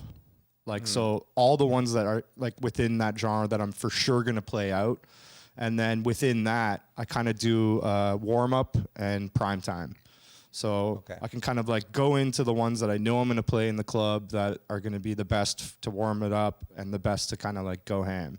And then I also have some that are just like, obviously like I have one that's full of all my routines and they're color coordinated. So when I'm going through, let's say just like a regular set or whatever, I'll see like, a purple whatever, and then I'm like, oh, that goes with like a bunch of stuff. So then I go into my routine folder, find all the purple, and kind of run through that little section. So it just gives me that kind of reminder when I'm going through, a different crate, and then I'm like, oh yeah, I got a little thing with this. Let me go into that, and so that kind of helps me. But that is I don't know about you, but yeah, I use that color coordinated thing too when it comes to like songs, all this chunk of songs goes together. Yeah. Or like I That have a works little good. routine with it. And then mine are a little bit less genre based, so more like gigs I've done. I'll like save my history and I'll be like, oh, this was a good night, and this, and I'll even like write like this was the type of vibe, so I remember. Yeah. And so, mine's a little messy, so don't listen too much to me. But yeah, I do a similar thing though. You know, save the old ones and know, oh, that was like I went into this kind of set and I just made it up and it worked so good. You know, so you save it for the future and then keep building off that. One thing I do when I tag my songs though is, and I have a bunch of friends that kind of copied me when it comes to it, is that I always choose, you could choose whatever color, but I choose the color pink. And whenever I use the color pink on my tags, it's always an out. Yeah, you're mixing out at the pink. So I know that any pink tag is a good place to mix out. So if like I'm in a club and someone's talking to me, You mean a pink like a cue point? Cue point. A cue point. Sorry, Not the tag on the actual No, file. no. Oh, my bad. Yeah. No, it's okay. I just want to clarify. Yeah. We like that's a good from idea. you doing that. From you never doing thought that, about we that. we adopted that into our Thugli sets. Yeah. Just because it's like, especially when we're like, you know, on like a big stage Right. or something or at a festival, it's hard to sometimes, you know, communicate back and forth. So if I could just look over and see at his computer, knowing like, okay, the pink's coming up or whatever, that's my out to mix over you, or, you know, especially mixing over two different setups and stuff. It's, you know, that helped a lot, and I've adapted that into mine now too. Yeah. You know, so. Or sometimes you're in the club and you get distracted, or someone's bugging you or grabbing your, your arm, and you're like, oh wait, when the song's running out or something, and you can look and see, oh, the pink cue is coming up. This is my out, you know? Yeah. So it's just kind of like a mental thing. So yeah, I don't know. That's kind of like one tip I could give to people, is like use the color on the cues as a way to let you know what's what, kind of. You know? And like keep using them over and over again. Familiarize that. It's just like becomes like muscle memory. You just see that color and you know, like, okay, this is my cue to do this, or use it for, you know, to jump to the end of the song. Like if you want to from first chorus to last chorus or something, so you can get out, you know, with the drum outro or something. Or, you know, just use these like color coordinated mental cues, essentially. You know. Yeah. Right. Not tags, cues. It's my Tags first and time on. cues. It's my first time. It's my first time on a podcast. I don't know. Be popping tags and cues. And, cues. Got it. No, that makes sense. Those are good tips. I got to incorporate that, actually. That's a good idea. It's just simple stuff to like save you like 1 second of time and thought, and just That's it. allow you to keep with the flow of the music and everything. For sure. I mean, that's DJ 101, organizing and, you know, just having your whatever system works best for you, in a sense, you know. Yeah. And sometimes, you know, you'll get those like random drunk cues. It's like, why did I put a cue here? Oh my God. Sometimes I'm like, why is there 4 cues? It's all in the beginning. Yeah, it's just because you were hitting it, or you know, you weren't paying attention that time. Yeah. And then the next time you load that song, you're like, accidental one on, you know, an empty pad or something you hit by accident, and then the next time you're like, wait, what? yeah, why did I do that? So the color coordination kind of helps a little bit, because it kind of guarantees those miscues. Right. No, good idea. Shit, I'm going to go through some of my highly used tracks and adjust them like that. Yeah. What about like staying motivated? Like, does it help that you guys are a duo to kind of keep up on constantly like making things and producing things? Or, you know, has it been hard over these couple years to stay motivated and keep producing and practicing and DJing? Yeah, it's been a little up and down, but yeah, it's always good to be in a partnership. And I feel like we surround ourselves with positive people, and like the homies we have in Toronto and the DJ community here. It just, we can have these conversations and motivate each other. And yeah, sometimes all it takes is like, you know, a New Year's stream with Scratch Bastard, and you're like, okay, I'm motivated for like the next month. You know what I mean? Or hanging out with Pat, and Pat's like, yo, check out this new thing I was working on. So it's a lot of like, I don't know, collabing, I guess, that kind of motivates you. Yeah. I feel like that's important, you know. and Right. it's easy to like become a hermit and just like work on your own music and not share it with anyone, and then it kind of like becomes stale, or you just don't feel happy about it. But when you're sharing it with friends and getting their ideas and their tips and kind of, you know, Their input might be different than what you think. You've been listening to it too long or something, and then they're like, Yeah. no, this is actually really dope. Or they, you know, have a different viewpoint of it, and you're like, oh, I didn't think about it like that. Or, yeah, maybe this is Yeah. kind of dope. Or, yeah, I think the main thing is, especially during the pandemic, when it's pretty easy to like be unmotivated, I guess like, I mean, constantly sharing back and forth. I think that's key. But I think the main thing is when you do get those bursts of creativity is to like run with it. Like you got to kind of milk those moments, because they're fleeting, especially in a time when like, you know, you're panicked and you're stressed about other things, you know? So if you do get that, like in my case, if I get a burst of inspiration, I literally just keep working until I pass out or I'm exhausted. Yeah. Or it's like I really try to milk those moments, because they're fleeting and you don't know when it's going to come back. So that helps with me, I think, to at least stay productive. But also, I mean, even when you're not motivated, just try to take an hour a day or whatever. Like for the last little bit, we've kind of doing like a beat a day type thing. Like Right. where we'll just, even it could be trash, and then the next day you don't even listen to it, just make another one. And Right. then eventually it's just practice. You need to kind of like just keep sharpening your sword. Even if you're like on a down day, you're not really feeling it. It's like you might that might spark an idea later too when you go back and listen to them.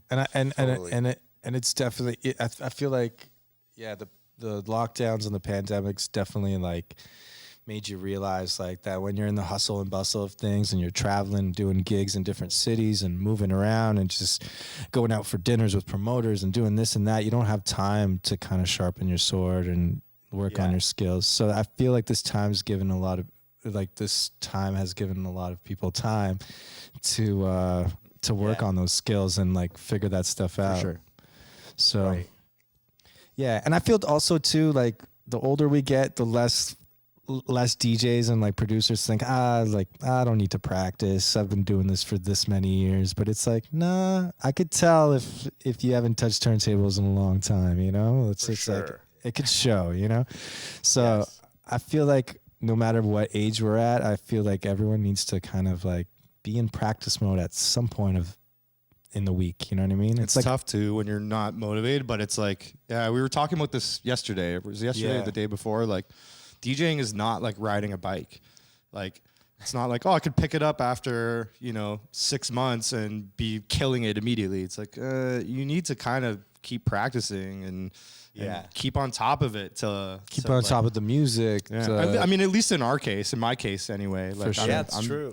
I need Even to like with these ups keep and at downs it. in the gigs. It's been weird when you come back to a club and I'm like, I haven't played a club for a month or 2 months. Or this many. And all of a sudden I'm like, okay, it takes me a little while to even get into it, or even I end up having not a bad night, but like not what I pictured. And then the next night is good or something. But it's been Twitch has kind of helped with that. I really enjoyed like doing the once a week with Headspin, just on the strength of like even just not just keeping up on the actual DJing itself, but like motivated to go find new music, because you're like, well, I'm not playing in a club, I don't really need to get anything, but it's like, that kind of kept me on my toes of like, yo, what's cool and new that I could play this week? And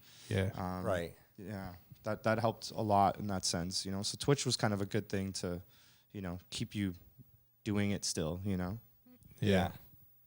And what do you guys think, if you had to describe a dope DJ, or someone that's kind of got it all going on? Like, what are some of the things you think makes a dope DJ, like those traits or things that are part of it? I don't know. I mean, like, I always like look up to dudes that are like versatile and well-roundedness, move with the times, Yeah, that's another. Like people that are willing to embrace kind of everything, like not like, oh, I only play this kind of shit. It's like, no, you got to have an open mind. Like if you're a DJ and you're not open-minded, like you're kind of, you got to be a music lover, and if you're a music lover, you can't like become stale and like left behind. And I mean, we were talking about Scratch Bastard being like the ambassador of DJing. You know, he's a really good example of someone that's just like, For sure. you know, constantly striving to be better and work hard and keep up with the times and, you know, positive attitude. It's like, I think there's so much more to DJing that is like character, like personality based even too. You know what even I mean? like the OGs like Jazzy Jeff, and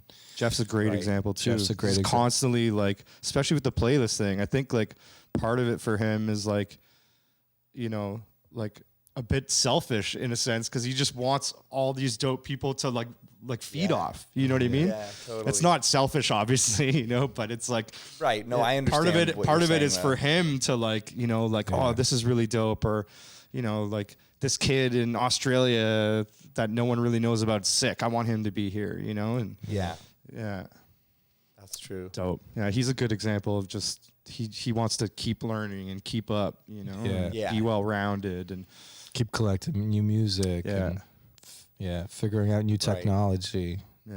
I think just well-roundedness. I think that's probably the one. I agree. That's one of the main things. Just keeping your curiosity alive and your love for it. Keeping an open mind. And, for sure. Yeah. And I feel like I've done so many versions. Like every type of DJing I have done throughout my career has definitely helped me. You know, whether it was DJing for a rap group in the, you know, on stage in the background and doing the backup vocals and like, you know, that kind of gave me some mic like confidence when I was younger, you know what I mean? Just screaming ad libs into the mic juice.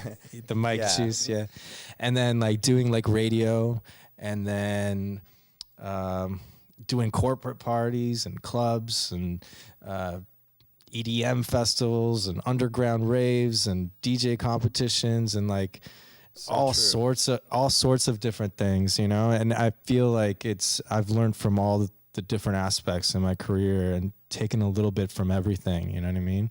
Well said. Yeah. And I feel like it's nice to like, you know, get uncomfortable and try something else and try different aspects of it, you know, go on the radio show. Like I don't like doing podcasts, and so like here I am. Why not? Let's try this out. I know I tried to look you guys up to see if you had done other podcasts, and I would only find Pat on there. yeah, no doubt, yeah. But yeah, just like immerse yourself in different aspects of DJing as well, and like don't just stick to like one thing, you know. Yeah. So that's all great advice, I think, and people listening, you know, really it's something to consider and think about as people are just starting their DJ career or going on with it or feel stuck. You know, those are all like good things to take a step back and look at. For sure, Make sure you're still part of that or participating in it or have that feeling inside or something. No doubt, yeah. What about like, you know, talking about being uncomfortable, like you said, and that leading to good things. Did you guys ever feel like you had a moment where you were going to give up and then a breakthrough happened, or maybe a rejection hit you guys really hard and it took a minute to get over it, but then you learned something from that? Like, does that apply to you at all? I feel like it happens all the time. For sure. I'm trying to think of like a specific incident or something, but yeah, I mean, like you always like kind of use your not failures, but you know, your upsets to motivate you to, you know, either, you know, do better or start a new path or something, you know? Right. I'm sure there's been a few times where, you know, I don't know, a record we submitted to something didn't get picked or something or whatever, and we're like, oh, it's okay, like we'll use that beat for something else, or you know, like all these different little things like might steer you in another direction, you know, like. But yeah, it's good to use these kind of like. Is that the T-Pain record? Oh yeah. That was a blow. What? We did it. You guys met him and then sent him something? No, we got asked to submit. There was a remix for T-Pain. It wasn't even a remix. It was basically like a bunch of like not throwaway acapellas, but some acapellas he wasn't using. Went to a few different producers. We got picked to basically, it was going to come out as like a Thugli featuring a T-Pain. So we were super hyped. We were like, oh, this is kind of cool. We found out later that there was only like 3 or 4 acapellas, and multiple people got the same a cappella. So everyone so it's kind of like a remix, even though we were told it's kind of our record featuring him. He ended up really liking the one we did for him and was like, I don't want to use this on this compilation. I kind of want to use it for something else. I want to use it for my album or something. Yeah, something. So we were hyped. We're like, oh, okay, this is great. Yeah. And then he was in the middle, I think, of like trying to get out of his contract. Yeah, with like a Sony label or war and something. And yeah, and it just got kind of like lost in the sauce, basically. The person that was like linking everything for us quit the company, and it was someone new, and it was just kind of a mess. And we're sitting on this like kind of a banger with T-Pain, and that isn't going to go anywhere. I refuse to listen to it because it's so good. I'm just like, as if this isn't out. But that's what about now? You can't do anything with it. It's just sitting. I mean, we could take the beat, really. I guess, but I mean, we kind of don't want to hear anyone else on it now. You know, it's like it's one of we those. got to hit him on Twitch. He's on Twitch every day. Yeah, we tried to hit him like early on. If anyone's got T-Pain's content, if T-Pain's maybe T-Pain's watching, hit his back. T-Pain, come on, let's do this. But that's something we run into a lot in our career is like those moments where like frustrating moments where like just the bureaucratic like political label BS gets involved and screws up a cool creative piece of music that we made, you know what I mean? And it happens to everyone. It happens to so many artists. And you just got to keep it moving, really. Yeah, it's like it happens, and it's probably going to happen more often than not. And you learn to deal with it, and just on to the next thing. And I mean, one of the big things too is that we were thriving on SoundCloud and releasing all these remixes on SoundCloud, and then all of a sudden SoundCloud just came down hard with the copyrights, and immediately we just got 3 strikes, and they shut down our account, and we're like, we have millions and millions of plays on all these songs and Diplo remixes and like official stuff too, and all this other stuff. And we were just so scared. We took everything down. And then luckily we had some friends over at Universal Canada that had to get at Universal US to try to get them to call SoundCloud to squash the beef with us, and we finally got our account back, but they left us on 2 strikes, so they said if we do anything else, we're screwed. So then we were kind of stuck at that moment because we were just thriving off of the SoundCloud movement that was, just giving birth to so many new producers. Essentially, like started rappers. Our Thugli career on SoundCloud. For sure. Right. Yeah. It was the SoundCloud era, for all the rappers, producers, DJs, remixers. And so that kind of like stunted our growth at the moment, and we were like, what the hell are we going to do now? And that was like a hard like point. Right. When we couldn't figure out like how we're going to get like our music to the masses. Also, at the time, Bandcamp wasn't really as prominent as it is now. Right. So there was this like kind of gray area between like the SoundCloud era and this resurgence of having remixes and stuff like that on Bandcamp. Yeah. So and you guys have your stuff on Bandcamp now, right? When I click on your site, it goes basically there. That's kind of where we moved everything. Go get those Thugli remixes. Go grab them. Trust me, they're really good. Get 'em. Bandcamp's been great, and it's so cool to have like a platform that's like no middleman in a sense. Of course, Bandcamp is kind of the middleman, but but I understand to be able to get something off our computer in 5 minutes, it's on someone else's, and that money goes directly to us essentially through PayPal, and it's great. It's we've been really enjoying it, and I think that was a big just Bandcamp itself was a big motivator to like keep putting out these remixes. Yeah, those 3 packs that we did were over the span of a year and a half, and we think back, we're like, this is like essentially the most music we've made in that amount of time.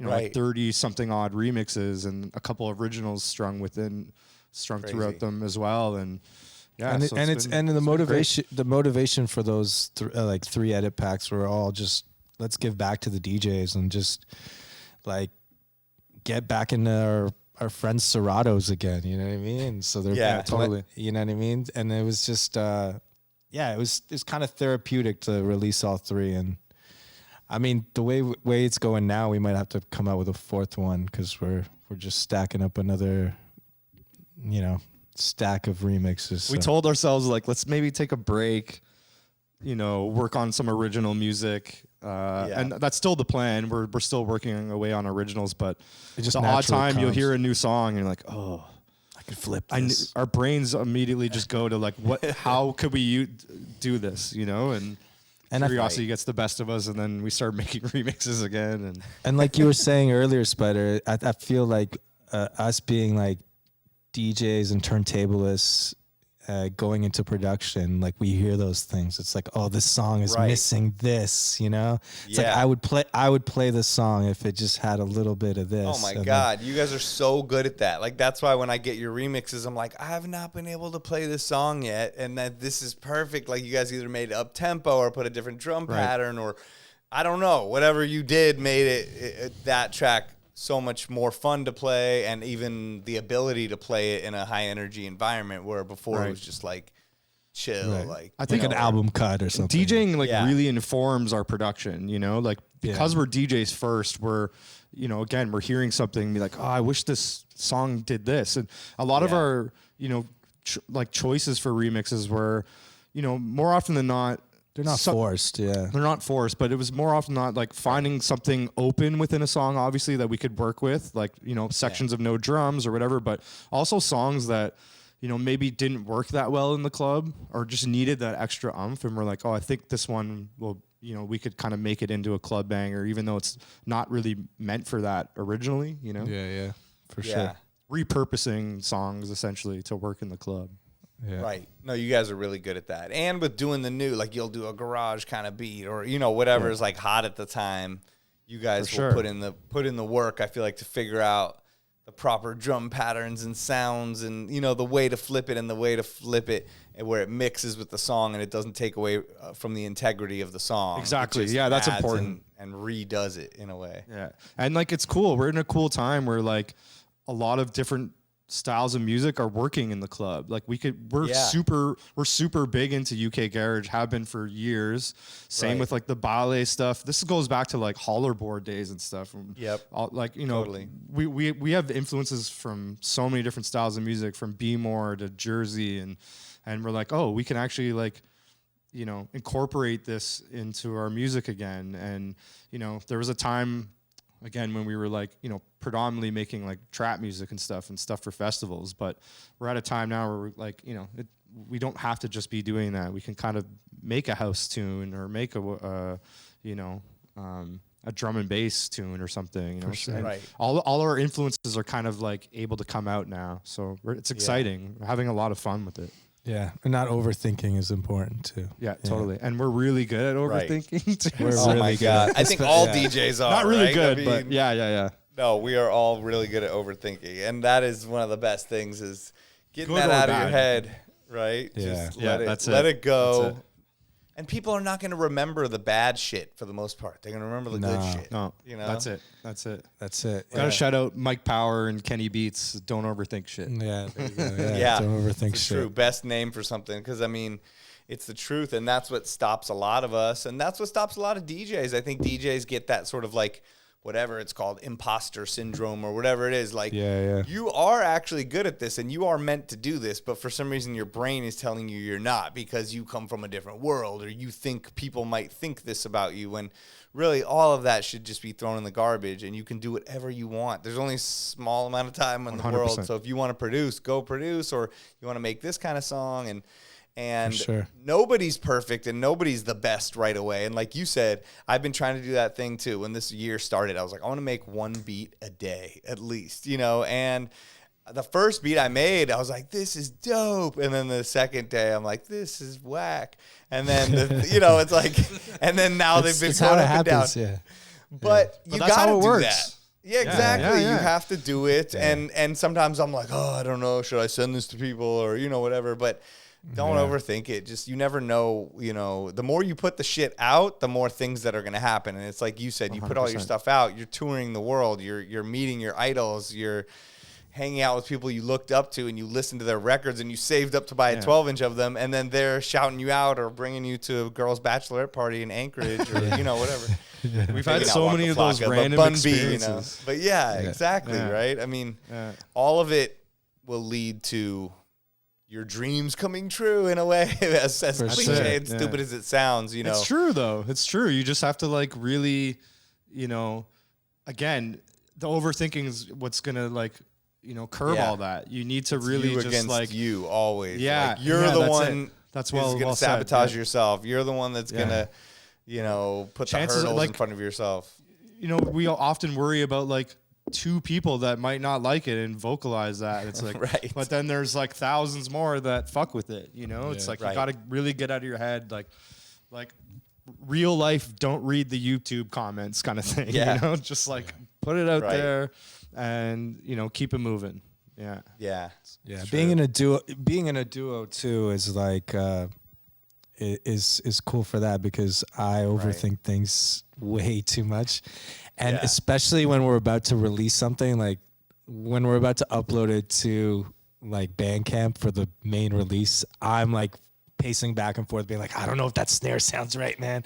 I don't know if that snare sounds right. And if it wasn't for this guy, I don't think there'd be any Thugli music because I would have just kept it all to myself. So that being said, I overthink as well. I'm constantly But you need to have that person that's gonna push it forward. Yeah, exactly. Like you're overthinking it. This is it. Even when we were setting up, like we were like trying to figure out lighting, and I'm like, we're overthinking this. Let's just do this. Right.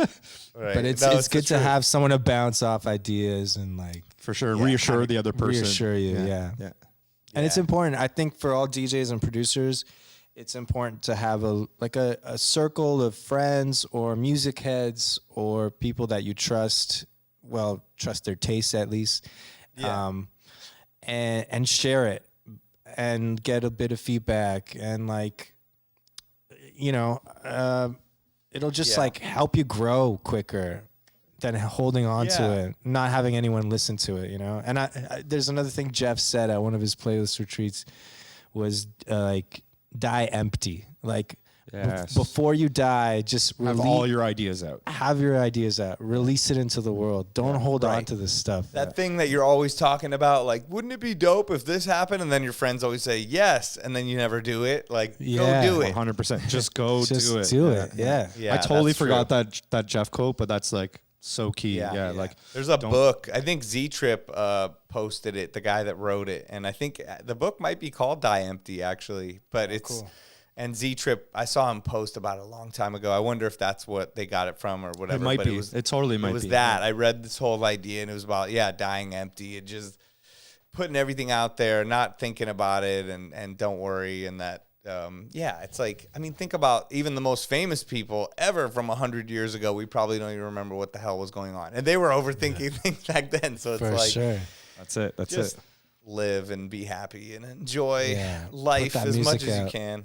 Yeah, I have so many friends in the city that play me like the craziest stuff. Right, me too. And I'm like, how is this not out? Like, why has this been on your hard drive since 2005? Like, what is going on? Like, why?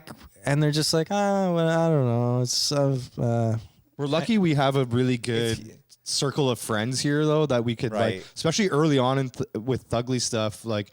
We were constantly sending stuff to like the Keys and Crates guys and Grand Theft and vice versa. We were always like kind of trading ideas and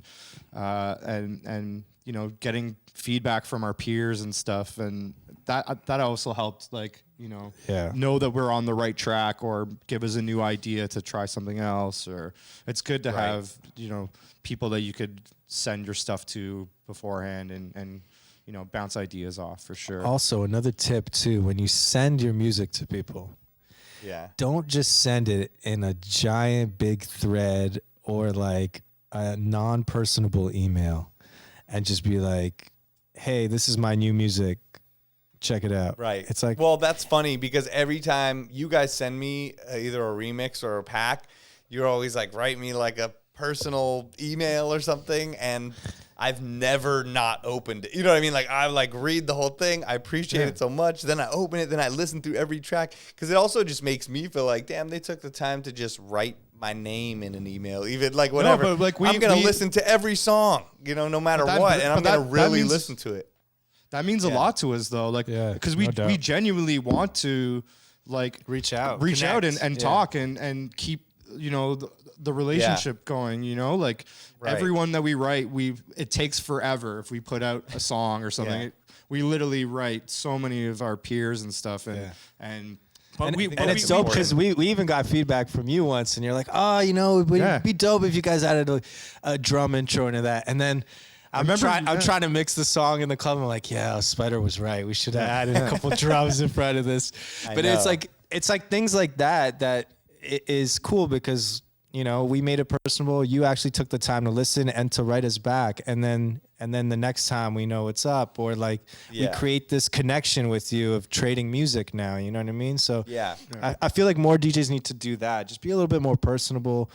Call people out by their names. Ask how they're doing. Maybe like, I don't know, just not just throw me in a thread and be like, here's a link to my new song. It's just like, especially, you know, guys on the upper echelon of receiving music every day aren't going to, you know, listen to your music. Yeah, so that's true. Yeah, we genuinely care about it, you know, like we really like, we want you to have this music, but we also, like, first and foremost, want to catch up and say what up, and you know, more often than not, it's usually been a while since we've, you know, touched base with a lot of these homies, and again, like you giving us the drum intro ID on one, and, you know, A-Track's really good with that. He'll always kind of, you know, give us like constructive criticism on certain things, and it makes us think, you know, like, I'm glad we actually took the time to reach out on a personal level, and because it's informing kind of what we're doing also, you know, it's it's a big help, and again, we genuinely care and want to like catch up with our homies, you know, not just send music out. No, that's so important. It's just that personal connection, and that's the other thing, is that people are like, well, nobody liked my remix, or nobody heard it, or I didn't get that much feedback. It's like, well, maybe it was the way you presented it out to the world. 100%. You know, like, there's a reason why people have jobs in marketing and different things. They understand how to like get things to people and get reactions, rather than, because this in the same way you're overthinking your music, the other people are not thinking about it. You know, like, they're underthinking it. You know, someone's going to like hear your shit for 2 seconds. Nobody's going to think about your shit as much as you, you know? So you're over analyzing the shit out of it, and then they're going to hear it for 2 seconds a lot of the time. So on like a shitty laptop speaker or something. Yeah, that's exactly. While they're doing something else. Make sure you hook up headphones while you listen to this. Chances are I'm going to hear it on my phone. Sennheisers only. No, I know. Crazy. All right. Well, before we get out of here, we're speaking of peers and people. I got a couple questions from the internet. People asked some things. Cool. And speaking of Canadian great DJs and peers, and we got Flip Out, one of the greats. The big from homie Vancouver, writing in, and he says, "Is Tom Rex the Don Nas remix one of the first trap, quote unquote, trap beats? Where did the inspiration come from for that remix?" Damn. Good question, Flip Out. I remember getting that track. Just to say, I remember getting that track and just being like, this shit sounds so dope. Like, playing it in Vegas in like big ass rooms, and it was like, I would scratch over it. Oh, so dope. Yeah. I think it's almost been like 10 years since I dropped that. Yeah, over that. I think so. Yeah. Over that now, I think. Yeah, it's coming up to like 2012. Yeah.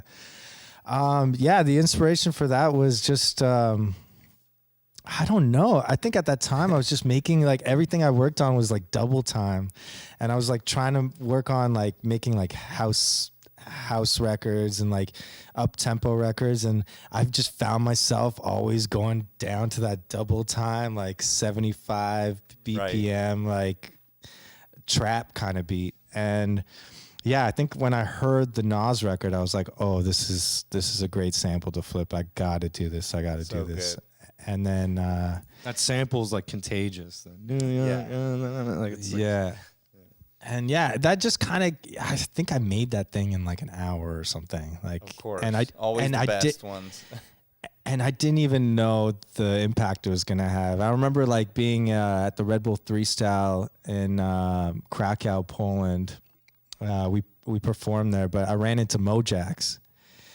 And he was saying how he used to like wheel it back in the UK all the time, and it was like the biggest record like of the night every night. And I was like, dope. I was like, this is like the coolest thing ever. And then like as time went on, I saw other DJs playing it like Craze and different dudes that I looked up to, and I was like, wow. I remember A-Rap Music did like a drum routine. Yeah, A-Rap Music flipped it. Kind of dope. Yeah, and like Nuts.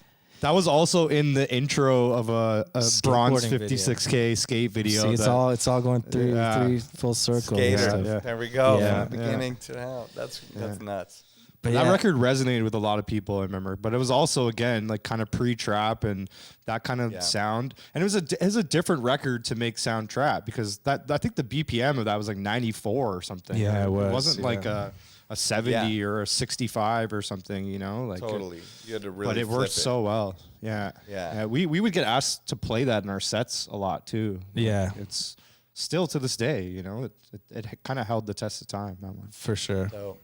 Yeah, I remember the flip first time we performed in New York. I think we started our set with it, and I was like, Yeah, we we did. have Perfect. to play this. Yeah, Yeah, yeah, it's yeah. perfect for this. That's the best place to play it. Yeah, it worked But well. yeah. Thank you, Flippa, for the question, taking me Yeah. down memory lane of when I made that. Yeah. We got one more. Anthony, who's the digital marketing guru expert of Beatsource and helps with this podcast. He's who I'll be sending this to right after. He loves you guys, big fan, and he asked, what is their favorite trap track of all time? Is that even possible to answer? Tough. Oh man.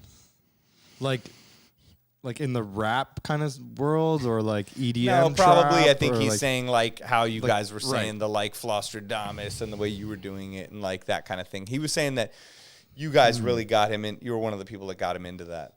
Okay. I don't know. I'd maybe say Original Dawn. Yeah, Floss. maybe because it was like the Right, first one that's that was the like. OG. I feel like that's like the. I was thinking maybe like Yeah. even like Harlem Shake or something. I've been playing yeah. Harlem Shake again. I kind of been bringing back in back. club sets. Well, it's Nice. not back. It's just like I'm thinking about like the people that are in the club now. They're young, you know, like our legal Right. drinking age here is 19. So there's like 19, 20-year-olds in the club.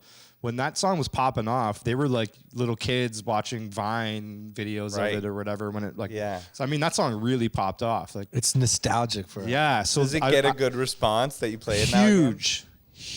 Crazy. Like That was the first like viral video of a dance where everybody Yes. would do a dance. If- And I they'd all remember, be like, uh, I'm in a locker Bauer's- room.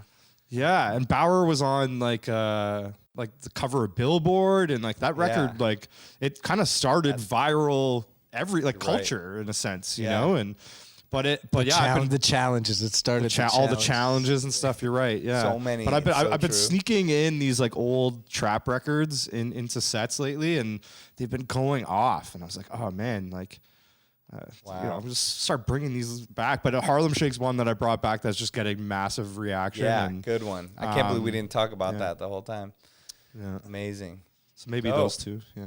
What? Thanks for the all question. right, well, before we get out of here, have you guys got any? Well, tell us anything like coming up. If you got stuff you're working on, how people can find you on social media, and then after that, I'd like to just open it up to if you guys got any advice for DJs out there or last words, anything you want to leave people with. Yeah, I mean, I think we're trying to take 2022 to like work on like a proper release. So like an EP, Nice. whether that's an EP or an album or something. I think like down the line you're gonna get something along those lines from us. But I don't know, expect more remixes and stuff. We have a remix coming out next week. A Kanye to the Moon remix we did that we're really hyped on. Nice. So I think, just expect more of kind of what we do. And that'll be you know? on your Bandcamp, right? That'll be on the Bandcamp. Yeah, so that's, I think, is it Thugli Music Bandcamp or Thugli? I don't remember. Just search us Thugli. Yeah. on Even Bandcamp. If you search Thugli, you know what's weird in my phone? Thugli.com. If I type Thugli in my text messages, it autocorrects it to like a different font in iMessage. Ah. Really? Why? I was like, did you guys like hack the system? I sent it to Anthony. Does it do it in our font? Like the Yeah. Really? That's cool. That's It was so weird. Like, why would that happen? I was no like- idea, but that's kind of cool. Yeah, look, I just put in my phone. I don't know if you can even see it. Let's see if it'll zoom. to On the focus, bottom, but- it's trying to autocorrect to the exact font the way you guys do it. I don't know. I'll take a Wow. picture and show you, but That's cool. Yeah, that's cool. so weird, right? And I was like, did they do that? Crazy. Yes, It's we custom. did. I mean, we did. Yeah, that was all us, and You're we like worked with Steve Apple Jobs. very closely. Yo, put this in. Tim Apple. Yeah. Tim Apple. He's done a great thing. So good. Put I can't Thugli in the believe it. autocorrect. Tim Apple. Thanks, Tim. So yeah, any last words for the DJs or producers out there, or kind of whatever you want to leave them with, even if it's just peace out. It doesn't matter. I don't know. Stay positive, original. Stay positive. Don't. I mean, we talked about this before. Don't overthink shit. Yes. The Die Empty thing's a great one to leave people on. Just like, yeah, get your ideas out and fuck what people think. Really, I mean, Yeah. like, Yeah. if you're happy with it, then all the power to you. You know. Yeah. And that's great. DJ wise, I guess, like, I don't know. Don't get too discouraged. Keep practicing. Yeah. You know, Try to surround yourself with a good group of people. Yeah. Collab. collab. Don't be Exchange afraid to collab. ideas. Yeah. Yeah. Yeah. Those are all the keys to success, yo. You a genius. That's dropping keys, yo. Yeah. That's right. Thanks, Jay. All right. Amazing. Well, yo, Thugli on the 20 podcast finally made this happen. Word. So glad we did this, and hopefully Toronto opens up soon, and Yes. Yeah. Yes. Open us up. see you guys in person. It's been a long time. I For didn't sure, get to go yeah. to Toronto Film Festival the past 2 years. That's I know. right. That's when I That's usually right, see you. Yeah. That's We when need- I always see we're- you guys. Somewhere. We're due for a trip to LA too. It's been a minute, so Yeah. we were talking about that recently. I think we're gonna head out there soon and Dope. just get sun and see the homies and work on music Yes. and shit. So Yeah, a couple months. I think things will be chilled out. It'll be nicer weather and not so COVID-y in the air. Yeah. Yes, no doubt. And apparently we gotta check out your designer mushrooms you guys got over there. I'm sure I can point you in the direction. And, maybe we Of can the have a crazy three-legged night. Yeah, We can do a really weird Send us stream that guy's all contact. together. Yes, I got you. Yeah. We gotta meet the three-legged dog. That's what we gotta Cat. do. It's a cat. It's a cat. Oh, it's a but, cat. My bad. Oh. There is a three-legged dog that walks by my house like every day, though. It's hilarious. I see Are this they lady related? with the dog. I don't think so. No, just the only connection is the amount of legs. But but she's always walking Or the this lack dog. And it looks thereof. like it's the happiest dog. And like I live on a hill. Like you have to walk really like there's parts of it that are steep.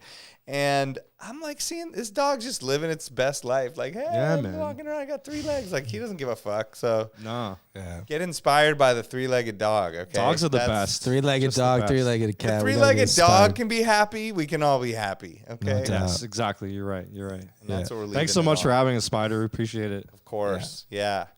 Thank you guys. All right. We will see you soon. Peace. Yes. Peace. All right. What an episode. We were all over the place. I mean, that was amazing. I had so much fun. Thank you to Thugli. Thank you to Pat Drastic. Thank you to Tom Rex for coming on the show. We really appreciate it. Can't wait to link up with you guys in person. And thank you guys, the Beatsourcers, for checking the show out. You know, we're available on all platforms. You want to watch on YouTube, you want to listen, Apple, Spotify, all of it. And the 20 podcast is produced by Beatsource. Join us for next week for more interviews as we discuss music that matters to DJs. I'm DJ Spider signing off. Peace.